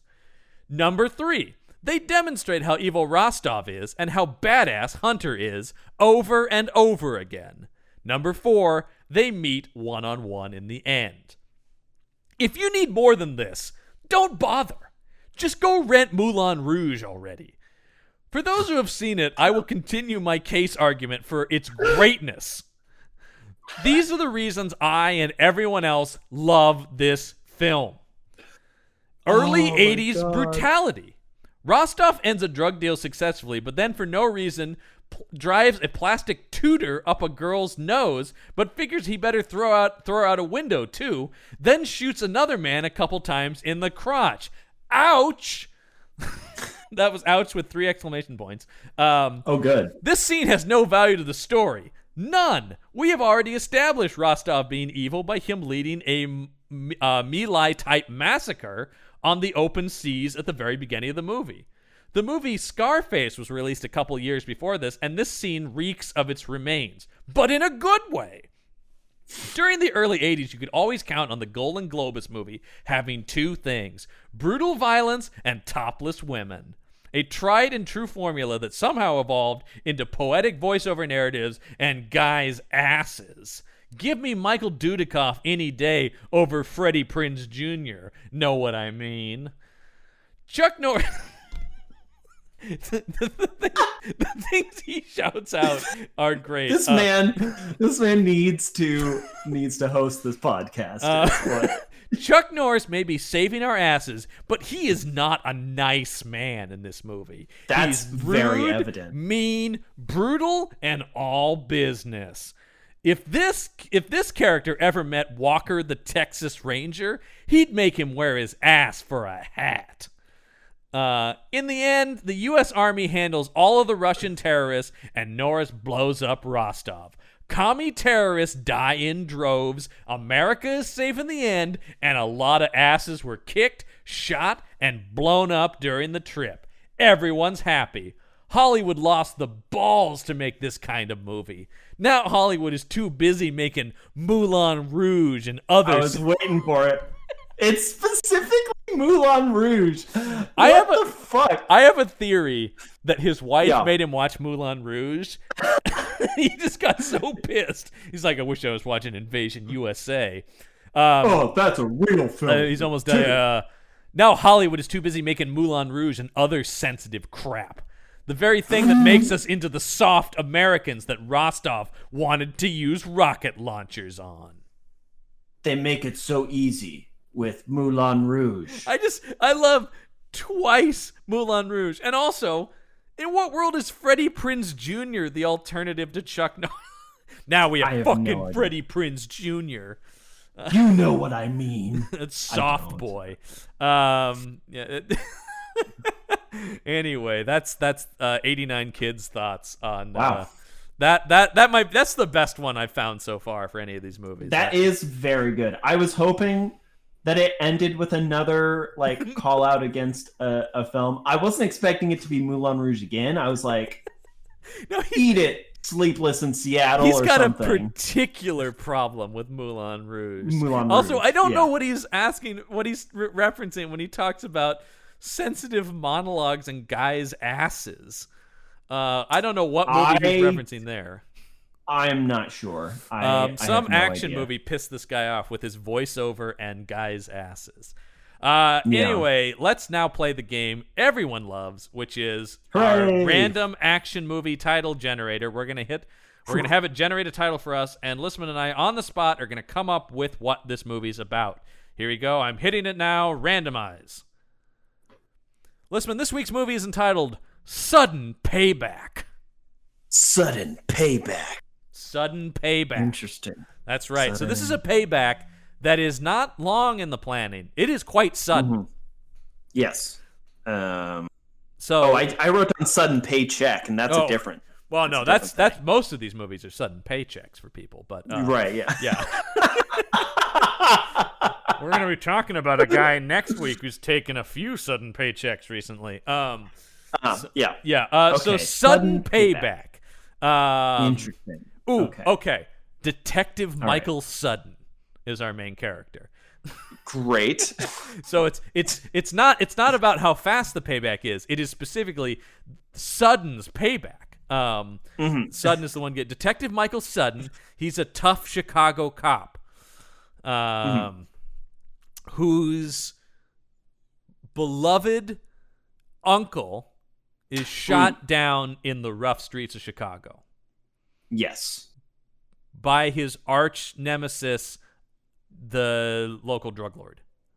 Yes. But what he doesn't realize is that the drug lord is actually in charge of the city's sort of finance system. Okay. So it's yes. So this corruption is both on the streets, but also coming from the top. You gotta follow the money. Yeah, so he follows the money. That's the tagline, by the way. Sudden payback. You gotta follow the money. Yeah, and who are we casting as Michael Sudden, Detective Michael Sudden? Detective Michael Sudden. I guess it depends on like what era of action, because if we're going 80s, there's obviously a very specific let's see. Detective Michael Sudden. I could see a Seagal. I could see a Seagal doing this. Yeah, actually, yeah, that sounds great. Yeah. Michael Sudden. Yeah, Steven Seagal. What acclaimed, classically trained actor is slumming it hard for a paycheck as his nemesis in this movie? How about the corpse of Laurence Olivier? Oh, there you go. A reanimated Sir Laurence Olivier is co-starring as the villain. A digitally inserted. Oh, there we go. They're using the same technology that brought Peter Cushing back for Rogue One. They're now bringing Laurence Olivier. But specifically his Richard III performance. They're only using clips from his production of Richard III. Yes. And splicing that together to make scenes fit with Steven Seagal. And that, ladies and gentlemen, is sudden payback. Can't wait to see it. Yeah, coming to a Redbox near you. All right. Well, speaking of movies that are probably almost definitely available in a Redbox, but also available on Netflix, where we'll be watching it. It was only a matter of time. 4 episodes in felt like the right time to talk about it. It's time to talk about Mr. Bruce Willis. Yes, we were circling around it for a while, but I think now's the time. It's a man who has fallen hard into the world of the B action picture. And we're going to be talking about one of his most recent efforts next week on the show. A film whose title in no way sounds anything like a famous movie of Bruce's. I can't even imagine how you could possibly connect a film like this. No. Next week's movie is entitled Hard Kill. Yeah. Bruce Willis. Doesn't sound like anything I've heard of. Hard Kill. No, I can't. I don't think he's cashing in on anything that we've known from the past. That doesn't sound like anything to me. Hard Kill from 2020 is next week. Do you want the tagline for the movie? Yes, please. Yes, please. Very simple tagline. Take on a madman. Save the world. Okay. All right. Save the cheerleader. Save the world. Yeah. Bruce Willis, sans hairpiece. We got a fully bald Willis. And I'm proud of him. Yeah. Oh, he hasn't worn the hairpiece. I think the hairpiece now, I think that costs extra for these movies. So that's true. Yeah. So anyway, we'll be talking about Hard Kill next week on the podcast, but that's going to do it for this week's episode of The Action Shelf. I'm John Campbell. I'm Michael Listman. Till next week, get yourself some action. The Action Shelf.